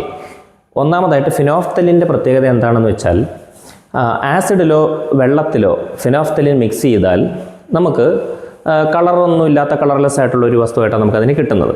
എന്നാൽ ബേസിക് നേച്ചറുള്ള ഏതെങ്കിലും ഒരു സംഭവത്തിലേക്ക് ഈ ഫിനോഫ്തലിൻ മിക്സ് ചെയ്ത് കിട്ടിക്കഴിഞ്ഞാൽ, അല്ലെങ്കിൽ ഫിനോഫ്തലിൻ അവിടേക്ക് ചെന്നാൽ എന്ത് സംഭവിക്കും? അവിടെ ഒരു പിങ്ക് കളർ നമുക്ക് കാണാൻ സാധിക്കും. ഓക്കെ, അപ്പോൾ ഇവിടുത്തെ എക്സ്പെരിമെൻറ്റിൽ ഇവിടെ എന്താണ് സംഭവിക്കാൻ പോകുന്നത് എന്ന് നമുക്ക് മനസ്സിലാക്കാം. അപ്പോൾ അതിലൂടെ കളർ വന്നാൽ നമുക്കതൊരു ബേസിക് നേച്ചറുള്ള വസ്തുവാണെന്ന് നമുക്ക് പറയാൻ പറ്റും. കളർ ഇല്ലെന്നുണ്ടെങ്കിൽ അത് ബേസിക് അല്ല, അസിഡിക് ആണെന്ന് നമുക്ക് പറയാൻ പറ്റും, അല്ലേ? ഇപ്പോൾ നമുക്കിവിടെ ഒന്നാമത് എക്സ്പെരിമെൻറ്റ് എങ്ങനെയാണെന്ന് നോക്കാം. ബീക്കറിനകത്ത് വെള്ളവും ഫിനോഫ്തലിനും കൂടെ മിക്സ് ചെയ്ത് വെച്ചിരിക്കുന്നു. ഇവിടെ ആണെങ്കിൽ ഇവിടെ നിന്നൊരു ജെറ്റ് ട്യൂബ് ഇതിനകത്തേക്ക് ഇറക്കി വെച്ചിട്ട് ഇതെന്ത് ചെയ്യാണ്? ഈ ഒരു എന്താ പറയുന്നത്, വലിയൊരു ജാറിനകത്ത് എന്താണ് അമോണിയ നിലനിൽക്കുകയാണ്. ഓക്കെ, ഇതിനകത്ത് ഈ ഒരു വലിയ ജാറിനകത്ത് അമോണിയ ഉണ്ട്. അപ്പോൾ അമോണിയ നല്ല പ്രഷറിൽ നിൽക്കുകയാണ് ഇതിനകത്ത്. ഓക്കെ, അപ്പോൾ ഇവിടുന്ന് ഒരു സിറിഞ്ചുണ്ട്. ഈ സിറിഞ്ച് എന്താണ് ചെയ്യുന്നത്? വെള്ളത്തിനെ ഇഞ്ചെക്ട് ചെയ്ത് അങ്ങോട്ടേക്ക് വിട്ടു കൊടുക്കുക. അപ്പോൾ കുറച്ച് വെള്ളം അങ്ങോട്ടേക്ക് ഉള്ളിലോട്ട് ചെല്ലുമ്പോൾ ഇവിടെ വെള്ളം എത്തുമ്പോഴത്തേക്കും എന്ത് സംഭവിക്കും? അമോണിയയുടെ പ്രഷർ ഒന്ന് കുറഞ്ഞിട്ട് ഒന്ന് ലൂസാവും. അപ്പോഴത്തേക്ക് എന്ത് ചെയ്യും?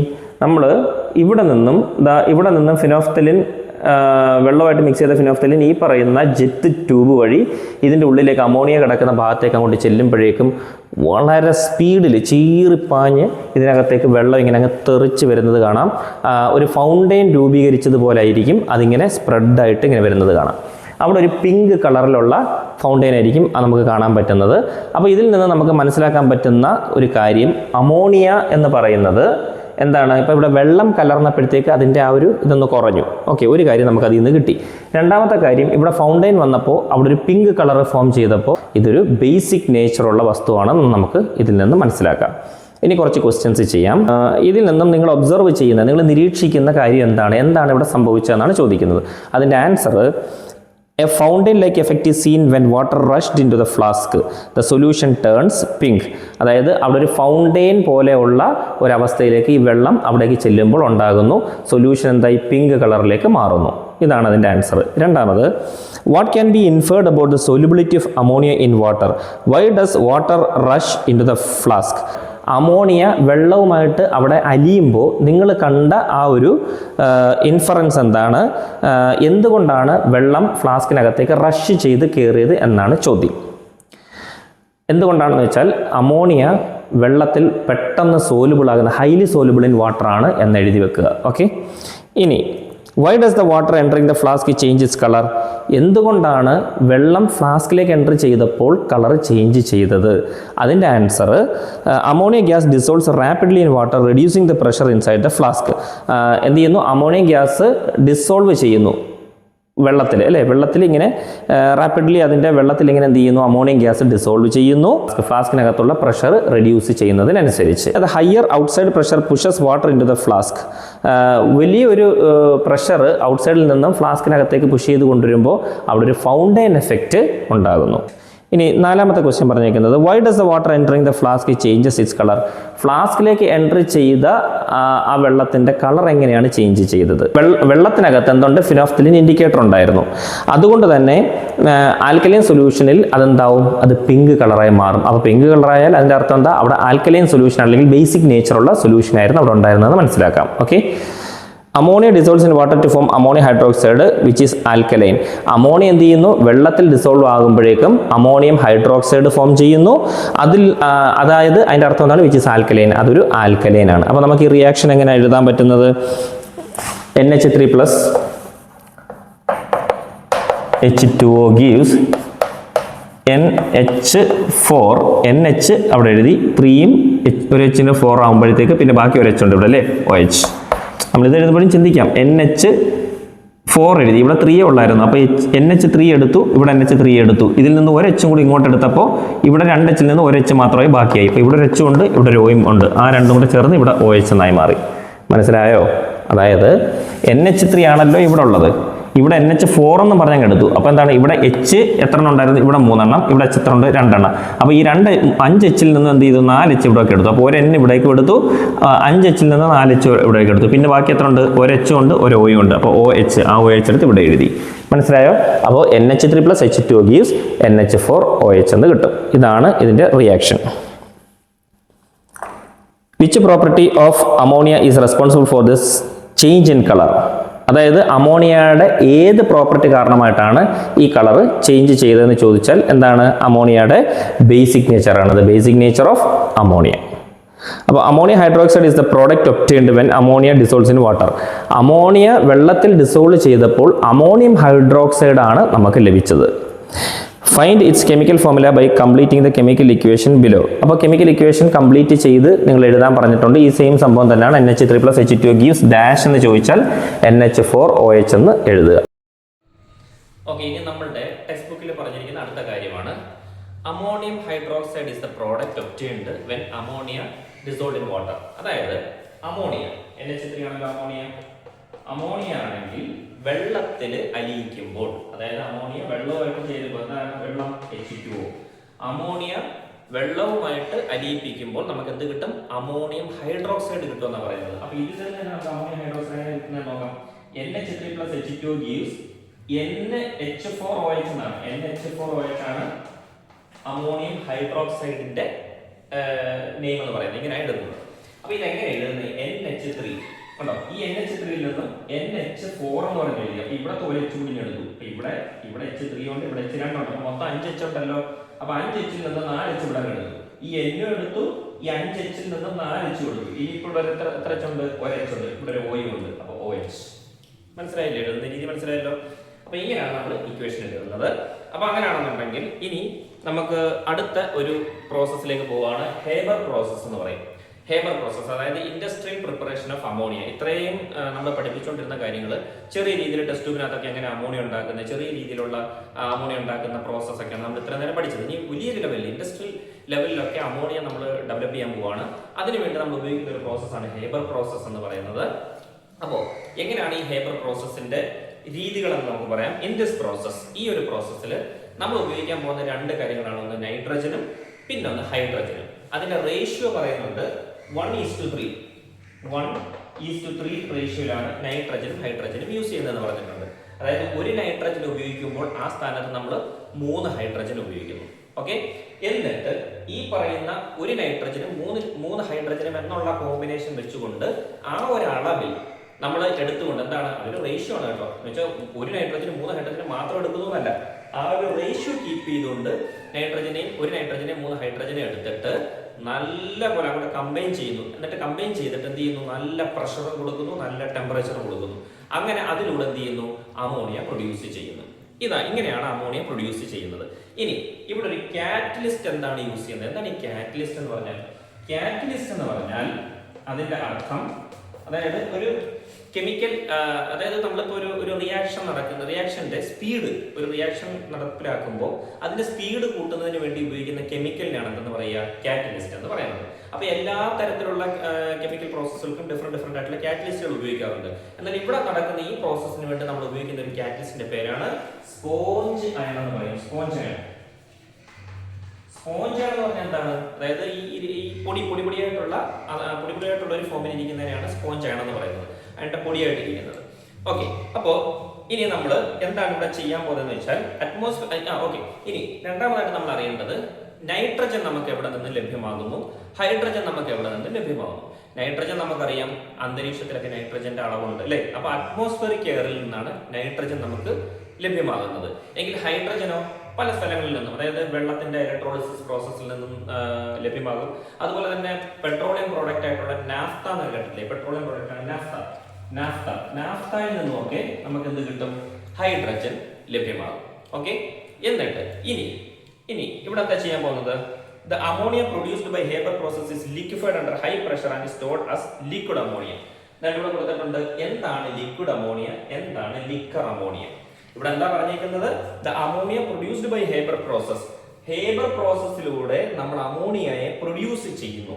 എന്നിട്ടോ is liquefied under high pressure. എന്നിട്ട് ആ ഒരു ഗ്യാസ് ഉണ്ടല്ലോ, അമോണിയ എന്ന് പറയുന്ന ഗ്യാസ് ആണല്ലോ, അതിനെ എന്ത് ചെയ്യുന്നു? നമ്മൾ ഹേബർ പ്രോസസ് വഴി അതിനെ ലിക്വിഫൈ ചെയ്യുന്നു, എന്ന് വെച്ചാൽ വെള്ളത്തിന്റെ ഫോമിലാക്കി മാറ്റുന്നു. And stored as liquid ammonia. എന്നിട്ട് എന്ത് ചെയ്യുന്നു? അതൊരു ലിക്വിഡ് അമോണിയ ആക്കി സ്റ്റോർ ചെയ്ത് വെക്കുന്നു. മനസ്സിലായോ? അപ്പൊ എന്താണ് ഈ ലിക്വിഡ് അമോണിയ, എന്താണ് ഈ ലിക്കർ അമോണിയ? ഇത് രണ്ടും തമ്മിലുള്ള ഡിഫറൻസ് നിങ്ങൾ മനസ്സിലാക്കണം. ലിക്വിഡ് അമോണിയ എന്ന് പറഞ്ഞാൽ അമോണിയ എന്ന് പറയുന്ന സംഭവം വെള്ളം ഒന്നും ചേർക്കാതെ ഗ്യാസ് ആയ അമോണിയയെ ലിക്വിഡ് ആക്കി മാറ്റുന്ന പ്രോസസ്സാണ് ലിക്വിഡ് അമോണിയ. ലിക്കർ അമോണിയ എന്ന് പറഞ്ഞു കഴിഞ്ഞാൽ വെള്ളമാക്കി മാറ്റുന്നു, അല്ലെങ്കിൽ ഒരു അക്വ സൊല്യൂഷൻ ആക്കി മാറ്റുന്നു. പക്ഷെ വെള്ളം ചേർത്തിട്ടാണ് എന്ത് ചെയ്യുന്നത്? അക്വ സൊല്യൂഷൻ ആക്കുന്നത്. ഇത് വെള്ളം ചേർക്കാത്ത രീതിയിലൂടെ അമോണിയയെ വെള്ളത്തിന്റെ ഫോമിലേക്ക്, ലിക്വിഡ് ഫോമിലേക്ക് ആക്കുന്നു. ഇതിനകത്തൂടെ അമോണിയയെ എന്ത് ചെയ്യുന്നു? കോൺസെൻട്രേറ്റ് ചെയ്തത് വെള്ളം ചേർത്ത് കോൺസെൻട്രേറ്റ് ചെയ്തിട്ട് എന്ത് ചെയ്യാണ്?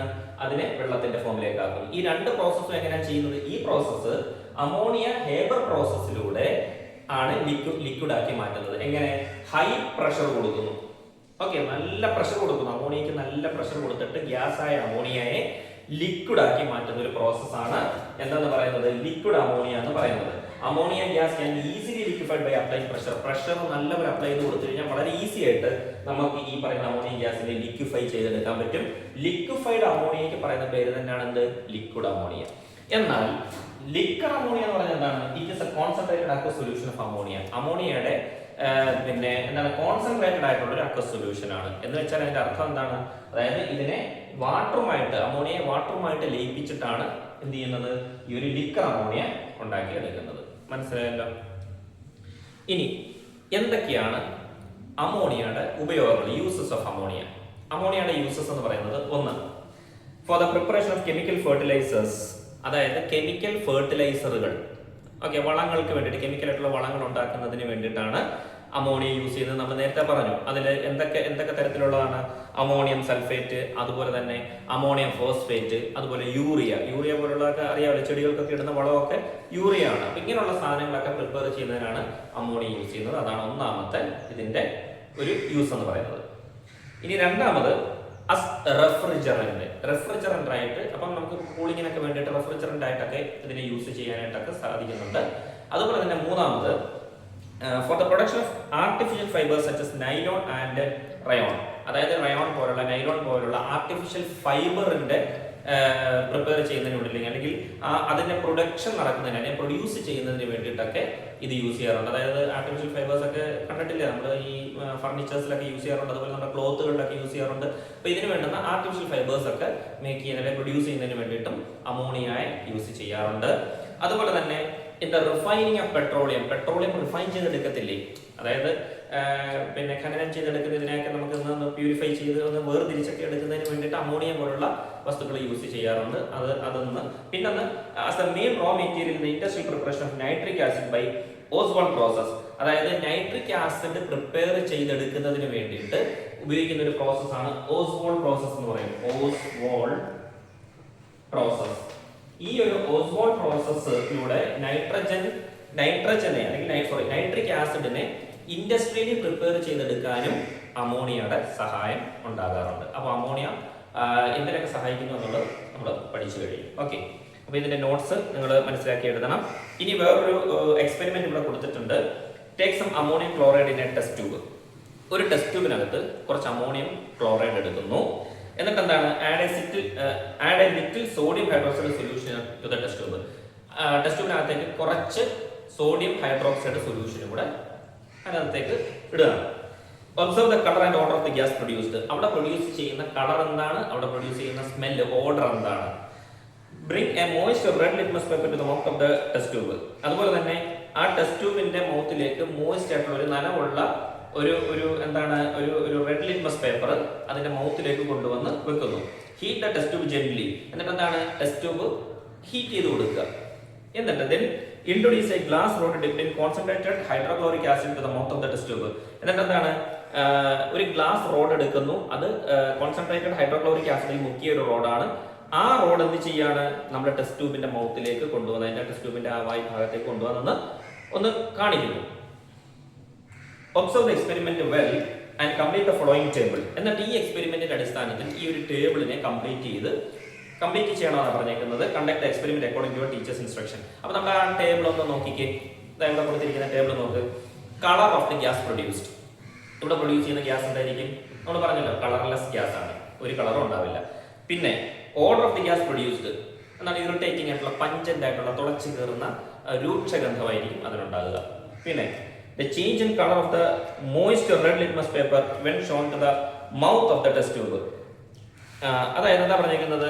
ആ ടെസ്റ്റ് ട്യൂബിന്റെ മൗത്തിലേക്ക് കാണിച്ചിരിക്കുന്ന റെഡ് ലിറ്റ്മസ് പേപ്പർ ഉണ്ടല്ലോ, മോയിസ്റ്റർ ആയിട്ടുള്ള അതിന് എന്താണ് സംഭവിക്കുന്നതെന്ന് ചോദിച്ചാൽ റെഡ് ലിറ്റ്മസ് പേപ്പർ ബ്ലൂ കളറിലേക്കായിട്ട് ചേഞ്ച് ചെയ്യുന്നു. എന്താണ് നമ്മൾ കഴിഞ്ഞ ഇതിലൊക്കെ പറഞ്ഞാണ് എന്താണ് അത് red litmus paper blue colour ആകണമെങ്കിൽ അതെന്തായിരിക്കും, അത് ആൽക്കലൈൻ സൊല്യൂഷൻ ആയിരിക്കും അല്ലേ. ആൽക്കലൈൻ അല്ലെങ്കിൽ അതിനെ നമ്മൾ എന്താ പറയുക, അതിന് പറയുന്ന ഒരു പേരാണ് ബേസിക് നേച്ചറിലുള്ള വസ്തുവായിരിക്കും എന്നാണ് നമ്മൾ അതിനെ പറയുന്നത്. ഇനി what did you observe when the glass rod dipped in concentrated hydrochloric acid was shown to the mouth of the test tube? Hydrochloric ആസിഡിനകത്ത് മുക്കിയെടുത്ത ആ ഒരു ഗ്ലാസ് റോഡ് അത് പിന്നെ എന്താണ് ടെസ്റ്റ് ട്യൂബിന്റെ മൗത്തിന്റെ ഭാഗത്തേക്ക് കൊണ്ടുവെക്കുമ്പോൾ നിങ്ങൾ എന്താണ് കാണുന്നത് ചോദിച്ചാൽ dense white fumes R produce. നല്ല വെള്ള പുക, നല്ല ഡെൻസ് ആയിട്ടുള്ള കട്ടിയുള്ള വെള്ള പുക ഇങ്ങനെ പോകുന്നതായിട്ട്, ഗ്യാസ് ഇങ്ങനെ പോകുന്നതായിട്ട്, പ്രൊഡ്യൂസ് ആയിട്ട് പോകുന്നതായിട്ട് കാണാം. Write chemical equation of this reaction നമ്മൾ പറഞ്ഞല്ലോ, അവിടെ പ്രൊഡ്യൂസ് ചെയ്യുന്നത് അമോണിയം ഗ്യാസ് ആണ്. ഓക്കെ, ഇനി അതിന്റെ ഒരു കെമിക്കൽ ഇക്വേഷൻ എഴുതാൻ പറഞ്ഞിട്ടുണ്ട്. എന്താണ് NH3+HCl, നേരെ നമ്മൾ എഴുതിയതാണല്ലോ അല്ലേ, NH3 അല്ല, ഓക്കെ, NH3+HCl, NH3 പ്ലസ് അമോണിയയുടെ കൂടെ എന്താണ് ഹൈഡ്രോക്ലോറിക് ആസിഡിൽ മുക്കിയതാണല്ലോ പിന്നെ ഡിപ്പ് ചെയ്ത ഗ്ലാസ് റോഡ്. അപ്പൊ എന്താണ് അമോണിയയുടെ കൂടെ എന്ത് ചെയ്യുന്നു, HCl ഹൈഡ്രോക്ലോറിക് ആസിഡും കൂടെ ചേരുമ്പോൾ അവിടെ എന്താണ് സംഭവിക്കുന്നത്, എന്താണ് NH4Cl എന്നായിരിക്കും നമുക്ക് കിട്ടുക. NH3 ഇവിടെ ഒരു H കൂടെ ഉണ്ട്, അപ്പൊ H3 H ഒരെണ്ണം, അപ്പൊ 4H, അപ്പൊ N-ഉം H4 പിന്നെന്താണ് ഒരു Cl, NH4Cl ആയിരിക്കും അവിടെ പ്രൊഡ്യൂസ് ചെയ്യുന്നത്. മനസ്സിലായല്ലോ? ഓക്കെ, അപ്പൊ അവിടെ പ്രൊഡ്യൂസ് ചെയ്തിരിക്കുന്നത് NH4Cl ആണ്, അഥവാ അമോണിയം ക്ലോറൈഡ് എന്നുള്ള ആ വൈറ്റ് ഫ്യൂംസ് ആണ് അവിടെ പ്രൊഡ്യൂസ് ചെയ്തിട്ടുള്ളത്. ഓക്കെ, അടുത്തതായിട്ട് നമ്മൾ പഠിക്കാൻ പോകുന്നത് chemical reaction between ammonia and hydrogen chloride. അപ്പോൾ ഹൈഡ്രജൻ ക്ലോറൈഡും അമോണിയയും ചേർന്നുകൊണ്ട് നടക്കുന്ന ഒരു കെമിക്കൽ റിയാക്ഷനാണ് പറയാൻ പോകുന്നത്. ഓക്കെ, ഇവിടെ നോക്കിക്കേ, ഒരു ഗ്ലാസ് ട്യൂബ് നിങ്ങൾ കാണുന്നുണ്ട്. ഇവിടെ ഇതൊരു ഗ്ലാസ് ട്യൂബാണ്, ഈ കാണുന്ന ഒരു ഗ്ലാസ് ട്യൂബാണ്. ഈ ഗ്ലാസ് ട്യൂബിന്റെ അകത്ത് 2 കോട്ടന്റെ തുണി ഇരിപ്പുണ്ട്. Okay, cotton. ഒന്നാമത്തെ കോട്ടൺ ഹൈഡ്രജൻ ക്ലോറൈഡിൽ മുക്കിയിട്ട് അല്ലെങ്കിൽ ഡിപ്പ് ചെയ്തിട്ട് ഇവിടെ കൊണ്ടുവച്ചേക്കാണ്, ഈ ഗ്ലാസ് റോഡിനകത്തേക്ക് ഇറക്കി വെച്ചേക്കുന്നു. അടുത്ത കോട്ടൺ തുണിയാണെങ്കിലോ, ഒരു കോട്ടൺ പീസ് ആണെങ്കിൽ ഇവിടെ അമോണിയയിൽ അല്ലെങ്കിൽ NH3 മുക്കിയിട്ട് എന്ത് ചെയ്യാണ്, ഡിപ്പ് ചെയ്തിട്ട് എന്ത് ചെയ്യാണ്, ഇവിടെ കൊണ്ടുവന്ന് ഈ ഗ്ലാസ് റോഡിനകത്ത് വെച്ചേക്കുക.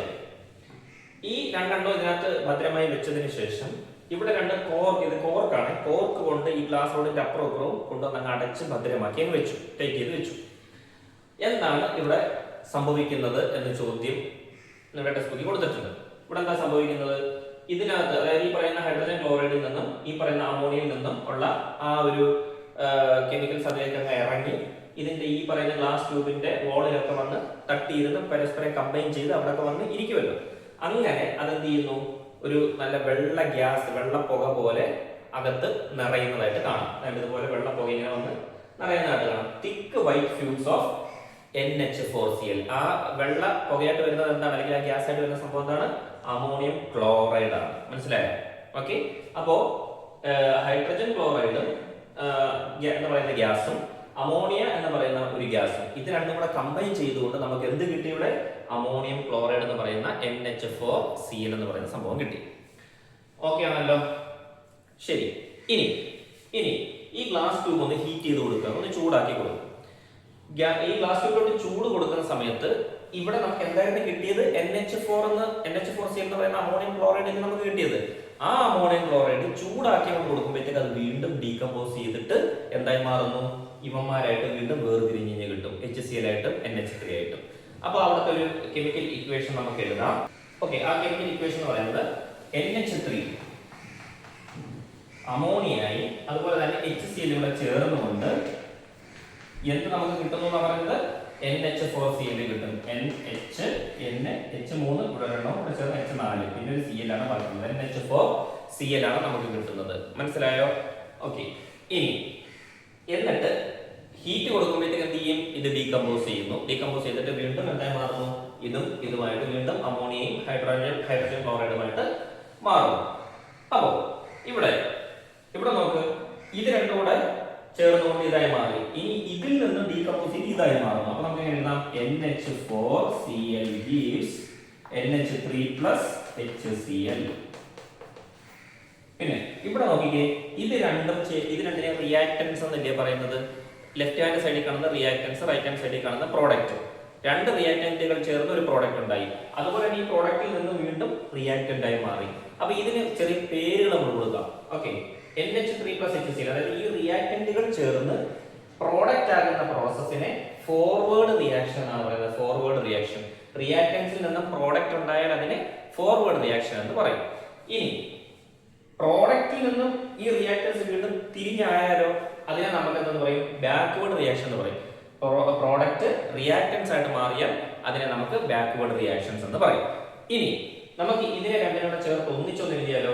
NH3+HCl gives, ഇങ്ങനെ രണ്ടായിട്ട് എഴുതാം. അത് നമുക്ക് ഒറ്റയായിട്ട് എഴുതാൻ പറ്റും. അതായത് ഇത് രണ്ട് അങ്ങോട്ടും ഇങ്ങോട്ടും റിയാക്ഷൻ നടക്കണമെങ്കിൽ ഒരു ആരോ മാത്രമേ ഇങ്ങനെ അങ്ങോട്ട് കൊടുത്താൽ മതി, പകുതി പകുതിയായിട്ട്. മനസ്സിലായോ? അതിന്റെ അർത്ഥം എന്താണ്? അങ്ങോട്ടേക്ക് നടക്കുന്നു, ഇങ്ങോട്ടേക്ക് നടക്കുന്നു. അപ്പൊ ഐസ് വെള്ളമാകുന്നു, വെള്ളമോ ഐസും ആക്കാൻ പറ്റും അല്ലേ? അപ്പൊ അങ്ങോട്ട് നടക്കും, ഇങ്ങോട്ടേക്ക് നടക്കും. അപ്പോ രണ്ട് സ്ഥലത്തിലേക്കും, അതായത് reaction takes place in both directions ആണെങ്കിൽ അതിനെ നമുക്ക് പറയുന്ന പേരാണ് റിവേഴ്സിബിൾ റിയാക്ഷൻ. റിവേഴ്സിബിൾ റിയാക്ഷൻ എന്ന് വിളിക്കാം. മനസ്സിലായ? രണ്ട് സൈഡിലേക്കും എന്താണ് റിയാക്ഷൻ നടക്കുകയാണെങ്കിൽ അതിനെ റിവേഴ്സിബിൾ റിയാക്ഷൻ എന്ന് വിളിക്കാം. അതാണ് നമ്മളിപ്പോൾ ഇവിടെ എഴുതിയത്. മറ്റൊരു ഉദാഹരണമാണെങ്കിൽ N2 okay plus 3H2 gas ആണ്, gives 2NH3. ഓക്കെ, അപ്പം ഇതും ഗ്യാസ് ആണ്. ഓക്കെ, അപ്പൊ ഇങ്ങനെ അത് നമുക്ക് ഇതിനെ റിയാക്ഷൻ എഴുതുമ്പോൾ ഇങ്ങനെ എഴുതാം, ഇങ്ങനെ എഴുതാം. N2+3H2 gives 2NH3. രണ്ട് സൈഡിലേക്ക് റിയാക്ഷൻ നടക്കുന്നു. ഇതാണ് അതിന് ഉദാഹരണം, റിവേഴ്സിബിൾ റിയാക്ഷൻ. ഇനി മറ്റൊരു സംഭവമുണ്ട്. റിയാക്ടൻസിൽ നിന്നും പ്രോഡക്റ്റ് ആവും, പക്ഷേ it will not change back to reactants. അതായത് റിയാക്ടൻസിലേക്ക് തിരിച്ചു വരുന്നില്ല.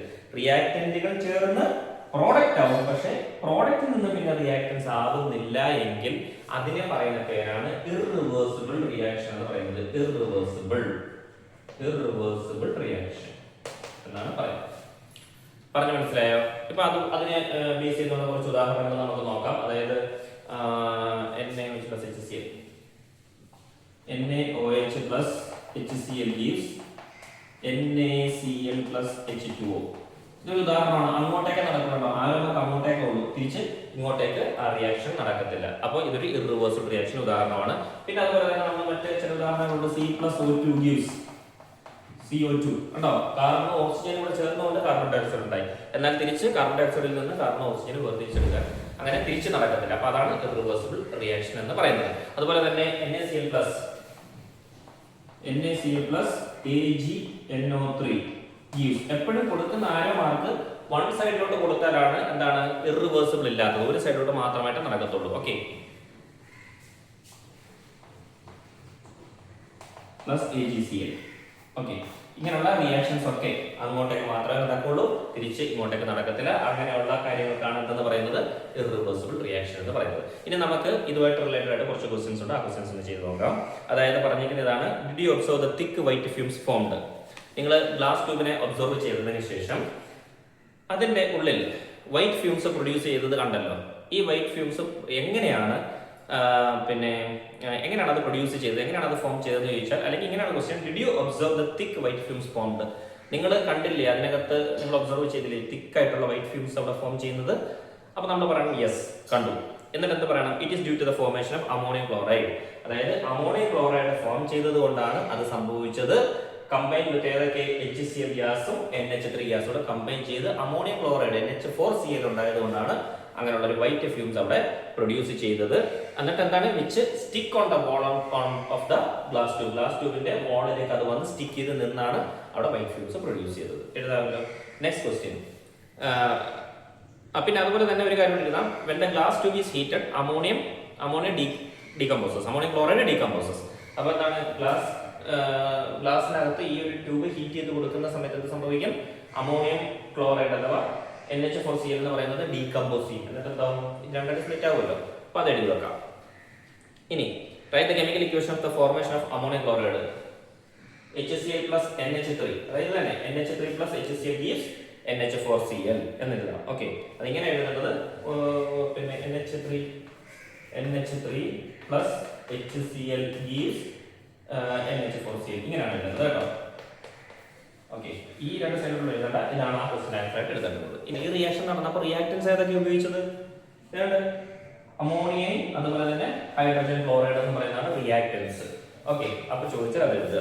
ഇനി എന്താണ് ഇവിടെ നടന്ന പ്രോഡക്റ്റ്? ഇവിടെ ഉണ്ടായ പ്രോഡക്റ്റ് എന്താണ്? NH4Cl അല്ലെങ്കിൽ NH4Cl എന്ന് പറഞ്ഞാൽ അമോണിയം ക്ലോറൈഡ് അഥവാ NH4Cl ആണ് ഇവിടെ ഉണ്ടായ പ്രോഡക്റ്റ്. പിന്നെ അമോണിയ ഡീകമ്പോസ് ആയപ്പോൾ ഉണ്ടായ ആ കെമിക്കൽ ഇക്വേഷൻ എഴുതാൻ പറഞ്ഞാൽ അമോണിയ ഡീകമ്പോസ് ആകുമ്പോൾ എന്താവും? അമോണിയ ആദ്യം എന്തായിരുന്നു? NH4Cl ആണ് അല്ലേ? NH4 തിരിച്ചെഴുതിയാൽ മതി. അതായത് NH4Cl gives അത് ഡീകമ്പോസ് ചെയ്യുമ്പോൾ എന്തൊക്കെയായിട്ട് മാറി? NH3 HCl. എഴുതാൻ ഇക്വേഷൻ. ഈ സൈൻ ഇൻഡിക്കേറ്റ് ചെയ്യുന്നതിന് വേണ്ടിയിട്ടാണ് ബോത്ത് ഡയറക്ഷൻസ്, രണ്ട് ഡയറക്ഷനിലേക്കും നടക്കുന്നു എന്നുള്ളതാണ്. അങ്ങോട്ടേക്ക് നടക്കും, ഇങ്ങോട്ടേക്കും നടക്കുന്നു എന്നുള്ളതാണ്. ഇനി നിങ്ങളുടെ ടെക്സ്റ്റ് ബുക്കിനകത്ത് കൊടുത്തിരിക്കുന്ന ഒരു റിവേഴ്സിബിൾ, ഫോർവേഡ്, ബാക്ക്വേർഡ് ഈ 3 റിയാക്ഷൻസ് എടുത്ത് എഴുതാനായിട്ട് പറഞ്ഞിട്ടുണ്ട്. വളരെ ഈസിയാണ്, നമുക്ക് ഇത്രയും പഠിച്ചത് വെച്ചിട്ട് എഴുതാൻ എളുപ്പമാണ്. നോക്ക്, N2 + 3H2 gives 2NH3. രണ്ട് സൈഡിലേക്ക് റിയാക്ഷൻ നടക്കുന്നുണ്ട്, അങ്ങോട്ടേക്ക് നടക്കുന്നുണ്ട്, ഇങ്ങോട്ടേക്ക് നടക്കുന്നുണ്ട്. അപ്പോൾ രണ്ട് സൈഡിലേക്ക്. ഓക്കെ, ഇപ്പോൾ റിവേഴ്സിബിൾ എഴുതിയിട്ടുണ്ട്. ഇനി ഫോർവേഡ് ബാക്ക്വേർഡ് ആയിട്ട് ഇതിനെ എങ്ങനെ എഴുതും? ഫോർവേഡ് എന്ന് പറയുമ്പോൾ അങ്ങോട്ട് മാത്രം നടക്കുന്നത്. എന്താ? N2 പ്ലസ് ഈ സെയിം സാധനം തന്നെ എഴുതുക. N2G പ്ലസ് 3H2 gives ഇങ്ങനെ കൊടുക്കുക കേട്ടോ. ഫോർവേഡ് എന്ന് പറയുമ്പോൾ അങ്ങോട്ട് മാത്രം 2NH3 ഇതുപോലെ തന്നെ ഇതങ്ങ് എഴുതുക. ഇനി ബാക്ക്വേർഡ് റിയാക്ഷൻ എന്താണ്? ഈ സാധനം ആദ്യം എഴുതുക, പ്രോഡക്റ്റ് ആദ്യം എഴുതിയിട്ട് റിയാക്ടന്റ് പിന്നെ എഴുതുക. 2NH3 gives N2 plus 3H2.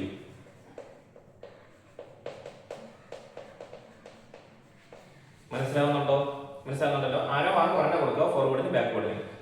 Reversible എന്നുള്ളതാണ് നമ്മൾ ഈ രണ്ട് ആരോ മാർക്ക് കൊടുത്തിട്ടുള്ളത്. ഇനി അടുത്ത question 2SO2 plus O2 gives 2SO3. അപ്പൊ അങ്ങനെയാണെന്നുണ്ടെങ്കിൽ ഇത് എന്ത് ചെയ്യാം? ഇവിടെ ഈ ഡയറക്റ്റ് ആയിട്ടുള്ള എടുത്ത് ഫോർവേഡ് റിയാക്ഷൻ ഇത് തന്നെ ഡയറക്റ്റ് എടുത്ത് എഴുതുക. 2SO2 plus O2 gives ഒരു ആരോ മാർക്ക് കൊടുക്കാവും 2SO3. ഇനി തിരിച്ച് ബാക്ക്വേർഡ് ആണെങ്കിൽ 2SO3 ആദ്യം എഴുതുക, gives 2SO2 plus O2. മനസ്സിലായോ? ഇതുപോലെ H2 plus I2 gives 2HI. അപ്പൊ ആദ്യം അത് ഡയറക്റ്റ് ആയിട്ട് എഴുതുക. H2 plus I2 gives ഒരെണ്ണം കൊടുക്കാവും 2HI. തിരിച്ചെഴുതുക, ബാക്ക്വേർഡ് റിയാക്ഷൻ ആകുമ്പോൾ 2HI ആദ്യം എഴുതുക, gives ഒരു arrow mark കൊടുക്കാവും H2 plus I2.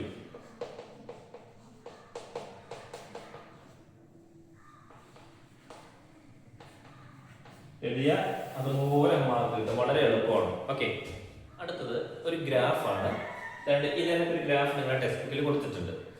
ഇവിടെ നോക്കി, ഇവിടെ ഒരു ഡോട്ട് കൊടുത്തിട്ടുണ്ട്, ഇവിടെ ഒരു ഡോട്ട് കൊടുത്തിട്ടുണ്ട്. സത്യത്തിൽ ഇവിടെ നിന്ന് ഇങ്ങോട്ടേക്ക് എന്താണ്? ഫോർവേഡ് റിയാക്ഷൻ ആണ്. നോക്കിക്കുക, ആദ്യമേ രണ്ട് റിയാക്ടൻസ് വന്ന ഒരു product N2 plus 3H2 gives 2NH3. അപ്പം റിയാക്ടൻസ് ആണ് നടക്കുന്നത്. ഇവിടെ എന്താണ്? റിയാക്ടൻസിൽ നിന്ന് പ്രോഡക്റ്റ് ഉണ്ടാകുന്നത് അല്ലേ? അപ്പൊ ഇവിടെ ആണെങ്കിലോ, ഇവിടെ നോക്കിയാൽ പ്രോഡക്റ്റിൽ നിന്ന് തിരിച്ച് റിയാക്ടന്റ് ഉണ്ടാകുന്നത്. ഓക്കെ, ഇത് കണ്ടില്ലേ? അപ്പോൾ റേറ്റ് ഓഫ് റിയാക്ഷൻ കാണിക്കുന്നതാണ്, ഇത് ടൈം കാണിക്കുന്നതാണ്. ഇവിടെ 2NH3 gives N2 plus 3H2. Okay, ഇത് രണ്ടും കൂടെ വന്ന് ചേർന്ന് ഒരു ഇക്വിലിബ്രിയം സ്റ്റേറ്റിൽ വന്ന് നിൽക്കും. അതായത് രണ്ടും ഒരു ഈക്വൽ സ്റ്റേറ്റിൽ വന്ന് നിൽക്കുന്നത്. അതാണ് ഈ A എന്ന് പറഞ്ഞ് റെപ്രസെന്റ് ചെയ്ത് കാണിച്ചിരിക്കുന്നത്. അതായത് ഫോർവേഡ് റിയാക്ഷനും ബാക്ക്വേർഡ് റിയാക്ഷനും ഈക്വൽ ആയി വരുന്ന ഒരു സ്റ്റേജ് ഉണ്ട്. ആ സ്റ്റേജാണ് ആ ഒരു സ്റ്റേജിനെ കെമിക്കൽ ഇക്വിലിബ്രിയം സ്റ്റേജ് എന്ന് പറയും. ഒരേ ലെവലിൽ വന്ന് നിൽക്കുന്നു, ഒരേ അളവിൽ ഇങ്ങനെ വന്ന് നിൽക്കുന്നു, ഈക്വൽ ആയിട്ട് വന്ന് നിൽക്കുന്നു. അതാണ് കെമിക്കൽ ഇക്വിലിബ്രിയം എന്ന് പറയുന്ന സ്റ്റേജ്. ഓക്കെ, ആ സ്റ്റേജിൽ വന്നിരിക്കുന്നതാണ് ഇവിടെ A എന്ന് പറഞ്ഞ് റെപ്രസെന്റ് ചെയ്തിട്ടുള്ളത്. ക്ലിയർ ആണല്ലോ? ഓക്കെ, ഇനി ഈ ഒരു പ്രിൻസിപ്പിൾ, അതായത് ഈ കെമിക്കൽ ഇക്വിലിബ്രിയമായിട്ട് ബന്ധപ്പെട്ട ഒരു പ്രിൻസിപ്പിൾ നമുക്ക് പഠിപ്പിച്ചു തന്നിട്ടുള്ള ഒരു സയന്റിസ്റ്റ്, അദ്ദേഹത്തിന്റെ പേരാണ് ലേ ഷാറ്റ്ലർ എന്നാണ് പറയുന്നത്. ലേ ഷാറ്റ്ലർ പഠിപ്പിച്ചിരുന്ന പ്രിൻസിപ്പിളിന്റെ ഒരു ഐഡിയ ഞാൻ നിങ്ങൾക്ക് പറഞ്ഞു തരാം. അതായത് ഇപ്പോൾ ഒരാള് വണ്ടിയൊക്കെ ആക്സിഡന്റ് ആയി, എഴുന്നേറ്റ് നടക്കത്തില്ല എന്നൊക്കെ പറഞ്ഞിട്ട് നമുക്ക് വേണമെങ്കിൽ ഇന്ന ആളിനെ പറയാം, ഋഷഭ് പന്ത് അല്ലെ, ക്രിക്കറ്റ് കളിക്കാരനാണ്. അദ്ദേഹം ഒരു മേജർ ആക്സിഡന്റ് സംഭവിച്ചു. എന്നിട്ട് അദ്ദേഹത്തിന്റെ ക്രിക്കറ്റ് ജീവിതം അവസാനിച്ചു എന്നുള്ളൊരു സ്റ്റേജിലിരിക്കുകയാണ്. അപ്പൊ അദ്ദേഹം ഹോസ്പിറ്റലിൽ കുറെ നാൾ കിടന്നു. അങ്ങനെ അവിടെ നിന്ന് ജിമ്മിലൊക്കെ പോയി എക്സസൈസ് ചെയ്ത്, അപ്പൊ എന്താണ്, അദ്ദേഹത്തിന് നല്ലൊരു പീക്കായിട്ടിരിക്കുന്ന ഒരു സമയത്ത്, അദ്ദേഹം നല്ലൊരു ലെവലിൽ നിൽക്കുന്ന സമയത്ത് പെട്ടെന്ന് അദ്ദേഹത്തിന് ഒരു ആക്സിഡന്റ് വന്നു. അദ്ദേഹത്തിന്റെ പിന്നെ ഒരു പൊസിഷൻ തന്നെ നഷ്ടപ്പെട്ടു പോകുന്ന രീതിയിലേക്ക് അദ്ദേഹം ഹോസ്പിറ്റലൈസ്ഡ് ആയി. എന്നാൽ അവിടെ നിന്നും അദ്ദേഹം എന്ത് ചെയ്യാണ്, റിക്കവർ ചെയ്ത് മാക്സിമം അദ്ദേഹം എഫേർട്ട് എടുത്ത് ആ ലെവലിൽ നിന്നും അദ്ദേഹം ഒന്ന് ഉയർന്നു വരാൻ ശ്രമിച്ചു. അങ്ങനെ ഇപ്പൊ വീണ്ടും ക്രിക്കറ്റ് കളിയിലേക്ക് അദ്ദേഹം തിരിച്ചു വന്നിരിക്കുകയാണ്. അപ്പോൾ ഈ ഒരു കോൺസെപ്റ്റ് എടുത്ത് വെച്ചുകൊണ്ട് നമുക്ക് ലേ ഷാറ്റ്ലർ പ്രിൻസിപ്പിൾ പഠിക്കുകയാണെങ്കിൽ വളരെ ഈസി ആയിരിക്കും. അപ്പോൾ Le Chatelier പ്രിൻസിപ്പിളിന്റെ ഡെഫിനിഷൻ എന്താണെന്ന് ചോദിച്ചാൽ Le Chatelier principle states that whenever a change in concentration, temperature or pressure is imposed on a system in equilibrium, the system readjusts in such a way as to nullify the effect of that change.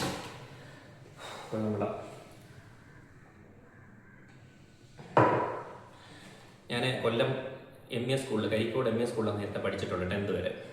അപ്പോൾ അവിടെ ഞാനിങ്ങനെ പഠിക്കാതെ കറങ്ങി നടക്കുന്ന സമയത്ത് teacher എന്നെ പിടിച്ചു നിർത്തിയിട്ട് Le Chatelier പ്രിൻസിപ്പിൾ ചോദിച്ചു. അപ്പം ഞാനത് പറഞ്ഞില്ല. ടീച്ചർ പറഞ്ഞു, എപ്പോഴാണോ നന്നായിട്ട് നീ പഠിക്കുന്നത് അതുവരെ എംപോസിഷൻ എഴുതിക്കൊള്ളാൻ പറഞ്ഞു. അങ്ങനെ എംപോസിഷൻ എഴുതി പറഞ്ഞ് പഠിച്ച് ഇപ്പോഴും ഞാനത് മറന്നിട്ടില്ല. അതാണ് ഞാനിവിടെ വിളിച്ചു പോയത് കേട്ടോ. എന്നെ നോക്കിയല്ല പറഞ്ഞത്. അപ്പോൾ Le Chatelier പ്രിൻസിപ്പിൾ എന്താണെന്ന് പറഞ്ഞാൽ എന്താണ്? whenever a change in concentration, when the concentration, pressure or temperature of a system at equilibrium is changed, അതായത് പ്രഷർ, അതുപോലെ കോൺസെൻട്രേഷൻ, അതുപോലെ ടെമ്പറേച്ചർ, ഇതെല്ലാം യാതൊരു ചേഞ്ചും ഇല്ലാതെ ഒരേ ഇക്വിലിബ്രിയത്തിൽ ഇങ്ങനെ പൊയ്ക്കൊണ്ടിരിക്കുകയാണ്. ഞാൻ നേരത്തെ പറഞ്ഞ സ്റ്റോറി ഒന്ന് കേട്ട് നോക്കുക. ഒരു പ്രശ്നമില്ലാതെ നല്ല പോലെ മാച്ചൊക്കെ കളിച്ച് ഇങ്ങനെ നല്ല ഫേമസ് ആയിട്ട് ഇങ്ങനെ ഇരിക്കുകയായിരുന്നു അദ്ദേഹം.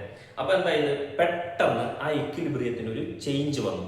ഒരുപക്ഷെ കോൺസെൻട്രേഷനിൽ എന്തെങ്കിലും വ്യത്യാസം വന്നതുകൊണ്ടോ, അല്ലെങ്കിൽ പ്രഷറിൽ എന്തെങ്കിലും വ്യത്യാസം വന്നതുകൊണ്ടോ, അല്ലെങ്കിൽ ടെമ്പറേച്ചറിൽ എന്തെങ്കിലും വേരിയേഷൻ വന്നതുകൊണ്ടോ ഒക്കെ ഒരു ഇക്വിലിബ്രിയത്തിന് ഒരു ചേഞ്ച് സംഭവിച്ചു. മനസ്സിലായോ? അയാൾക്കൊരു അപകടം പെട്ടെന്ന് കയറി സംഭവിച്ചു. അപ്പോൾ എന്ത് ചെയ്തു? The system will readjust itself. ആ സിസ്റ്റം എന്ത് ചെയ്തു? സ്വയമേ തന്നെ റീഅഡ്ജസ്റ്റ് ആയി, എന്ന് വെച്ചാൽ റിക്കവർ ചെയ്ത് ജിമ്മിലൊക്കെ പോയി സ്വയം ഒന്ന് ഓവർകം ചെയ്യാൻ ശ്രമിച്ചു. So as to nullify the effect of that change and attain a new state of equilibrium. എന്നിട്ട് എന്ത് ചെയ്തു? ആ സ്റ്റേറ്റിൽ ആ ഒരു ലെവലിലേക്ക് അദ്ദേഹം തിരിച്ചു വരികയും എന്നിട്ട് എന്താണ്, ഒരു ഇക്വിലിബ്രിയത്തിന്റെ ഒരു പുതിയ സ്റ്റേറ്റ് അറ്റൈൻ ചെയ്യാൻ സാധിക്കുകയും ചെയ്തു. അല്ലെങ്കിൽ അദ്ദേഹത്തിന് പുതിയൊരു ലെവലിലേക്ക് വന്ന് അദ്ദേഹം അത് റിക്കവർ ചെയ്ത് ഒരു പഴയ ആളെ പോലെ തന്നെ പുതിയ ഒരു ലെവലിലേക്ക് അദ്ദേഹത്തിന് മാറാനും സാധിച്ചു എന്ന് പറയുന്നത് പോലെ ഒരു പുതിയ ഇക്വിലിബ്രിയം സ്റ്റേറ്റിലേക്ക് അറ്റൈൻ ചെയ്യാൻ അതുവഴി സാധിക്കുകയും ചെയ്തു. പിന്നീട് റീഅഡ്ജസ്റ്റ് ചെയ്തുകൊണ്ട്. മനസ്സിലായോ? അതാണ് Le Chatelier പ്രിൻസിപ്പിൾ പറയുന്നത്. ഓക്കെ, ഇനി നമുക്ക് ചില ക്വസ്റ്റ്യൻസ് ഇവിടെ കൊടുത്തിട്ടുണ്ട്. ഇതുമായിട്ട് ബന്ധപ്പെട്ടിട്ട് ഈ ഒരു ഗ്രാഫുമായിട്ട് ബന്ധപ്പെട്ടിട്ട് കൊടുത്തിട്ടുണ്ട്. ഇങ്ങനെയാണ് പറഞ്ഞേക്കുന്നത്, only the reactants are present at the beginning of the reaction. Reaction നടക്കുന്ന സമയത്ത് എപ്പോഴും റിയാക്ടൻസിന്റെ കാണും. ഒരു റിയാക്ഷൻ നടക്കുമ്പോൾ ഇപ്പം രണ്ട് എന്താ പറയുക, N2+3H2, N2+3H2, അതായത് ഹൈഡ്രജനും നൈട്രജനും കൂടെ ചേർന്നുകൊണ്ട് എന്താണ് ഇവിടെ അമോണിയ ഉണ്ടാകുന്നു. അപ്പൊ ഇത് ഉണ്ടാവണമെങ്കിൽ ആദ്യം ഇത് രണ്ടും കൂടെ ചേരണ്ടേ? അപ്പൊ ആദ്യമേ റിയാക്ടന്റ് അല്ലേ നടക്കുന്നത്. ഓക്കെ, അപ്പൊ ഇതിനകത്ത് പറഞ്ഞിരിക്കുന്നത് റിയാക്ടൻസ് മാത്രമേ റിയാക്ഷന്റെ ബിഗിനിങ്ങിൽ ഉണ്ടാവുകയുള്ളൂ. Then in which direction goes the reaction progress. അപ്പൊ ഏത് ഡയറക്ഷനിലേക്കായിരിക്കും റിയാക്ഷൻ പ്രോഗ്രസ് ചെയ്യുന്നത്? നോക്ക്, ഇവിടെ നിന്നും ഈ പ്രോഡക്റ്റിലേക്ക് ഫോം ചെയ്യുന്നത്. അപ്പൊ അങ്ങനെ വരുമ്പോഴത്തേക്ക് എങ്ങോട്ടേക്കായിരിക്കും നടക്കുന്ന? ഫോർവേഡ് റിയാക്ഷൻ ആണോ ബാക്ക്വേർഡ് റിയാക്ഷൻ ആണോ? ഫോർവേഡ് റിയാക്ഷൻ ആയിരിക്കും എപ്പോഴും, അല്ലേ? ആണ്. ഇനി what happens to the rate of forward reaction as the time proceeds. Time proceed ചെയ്യുന്നതിനനുസരിച്ച് ഫോർവേഡ് റിയാക്ഷൻ എന്ത് മാറ്റം വരുന്നു? അതായത് ഇവിടെ നിന്ന് ഫോർവേഡ് റിയാക്ഷൻ നല്ല സ്പീഡിലാണ് വരുന്നത്, പക്ഷെ ഇങ്ങനെ ടൈം കടന്നു പോകുന്നതിനനുസരിച്ച് എന്ത് ചെയ്യും? ഫോർവേഡ് റിയാക്ഷൻ ഡിക്രീസ് ആയിക്കൊണ്ടിരിക്കും, അതിന്റെ സ്പീഡ് കുറഞ്ഞുകൊണ്ടേയിരിക്കും. ഓക്കെ, അതാണ് പറയേണ്ടത്. The rate of the forward reaction decreases. What change occur in the concentration of the product as the chemical reaction proceeds? അതായത് ഈ പ്രോഡക്റ്റിന്റെ കോൺസെൻട്രേഷൻ ആണ് സംഭവിക്കുന്നത്. നേരെ മറിച്ച് ഇതിന്റെ സ്പീഡ് കുറയുന്നതിനനുസരിച്ച് ഇതിന്റെ സ്പീഡ് കൂടിക്കൊണ്ടിരിക്കും. അപ്പൊ ഇത് എന്താണ്? പ്രോഡക്റ്റിന്റെ ഇൻക്രീസ് ചെയ്യുമെന്ന് എഴുതുക. എങ്ങനെ എഴുതേണ്ടത്? The concentration of the product അഥവാ NH3 increases. What happens to the rate of the backward reaction? Backward reaction എന്ത് സംഭവിക്കും? ബാക്ക്വേർഡ് റിയാക്ഷനും വർദ്ധിക്കും, ഇൻക്രീസ് ചെയ്യും. Identify the point at which the rate of forward and backward reaction become equal. അപ്പം forward റിയാക്ഷനും backward റിയാക്ഷനും equal ആകുന്ന ഒരു point ഏതാണെന്ന് ചോദിച്ചാൽ A എന്ന് പറയുന്നത് ഈ പോയിന്റിൽ വെച്ചിട്ടാണ് രണ്ട് റിയാക്ഷനും ഈക്വൽ ആയി മാറുന്നത്. അപ്പൊ ഇങ്ങനെ എഴുതാം, point A is the intersection of the two rate curves. At this point the rate of the forward reaction equals the rate of backward reaction.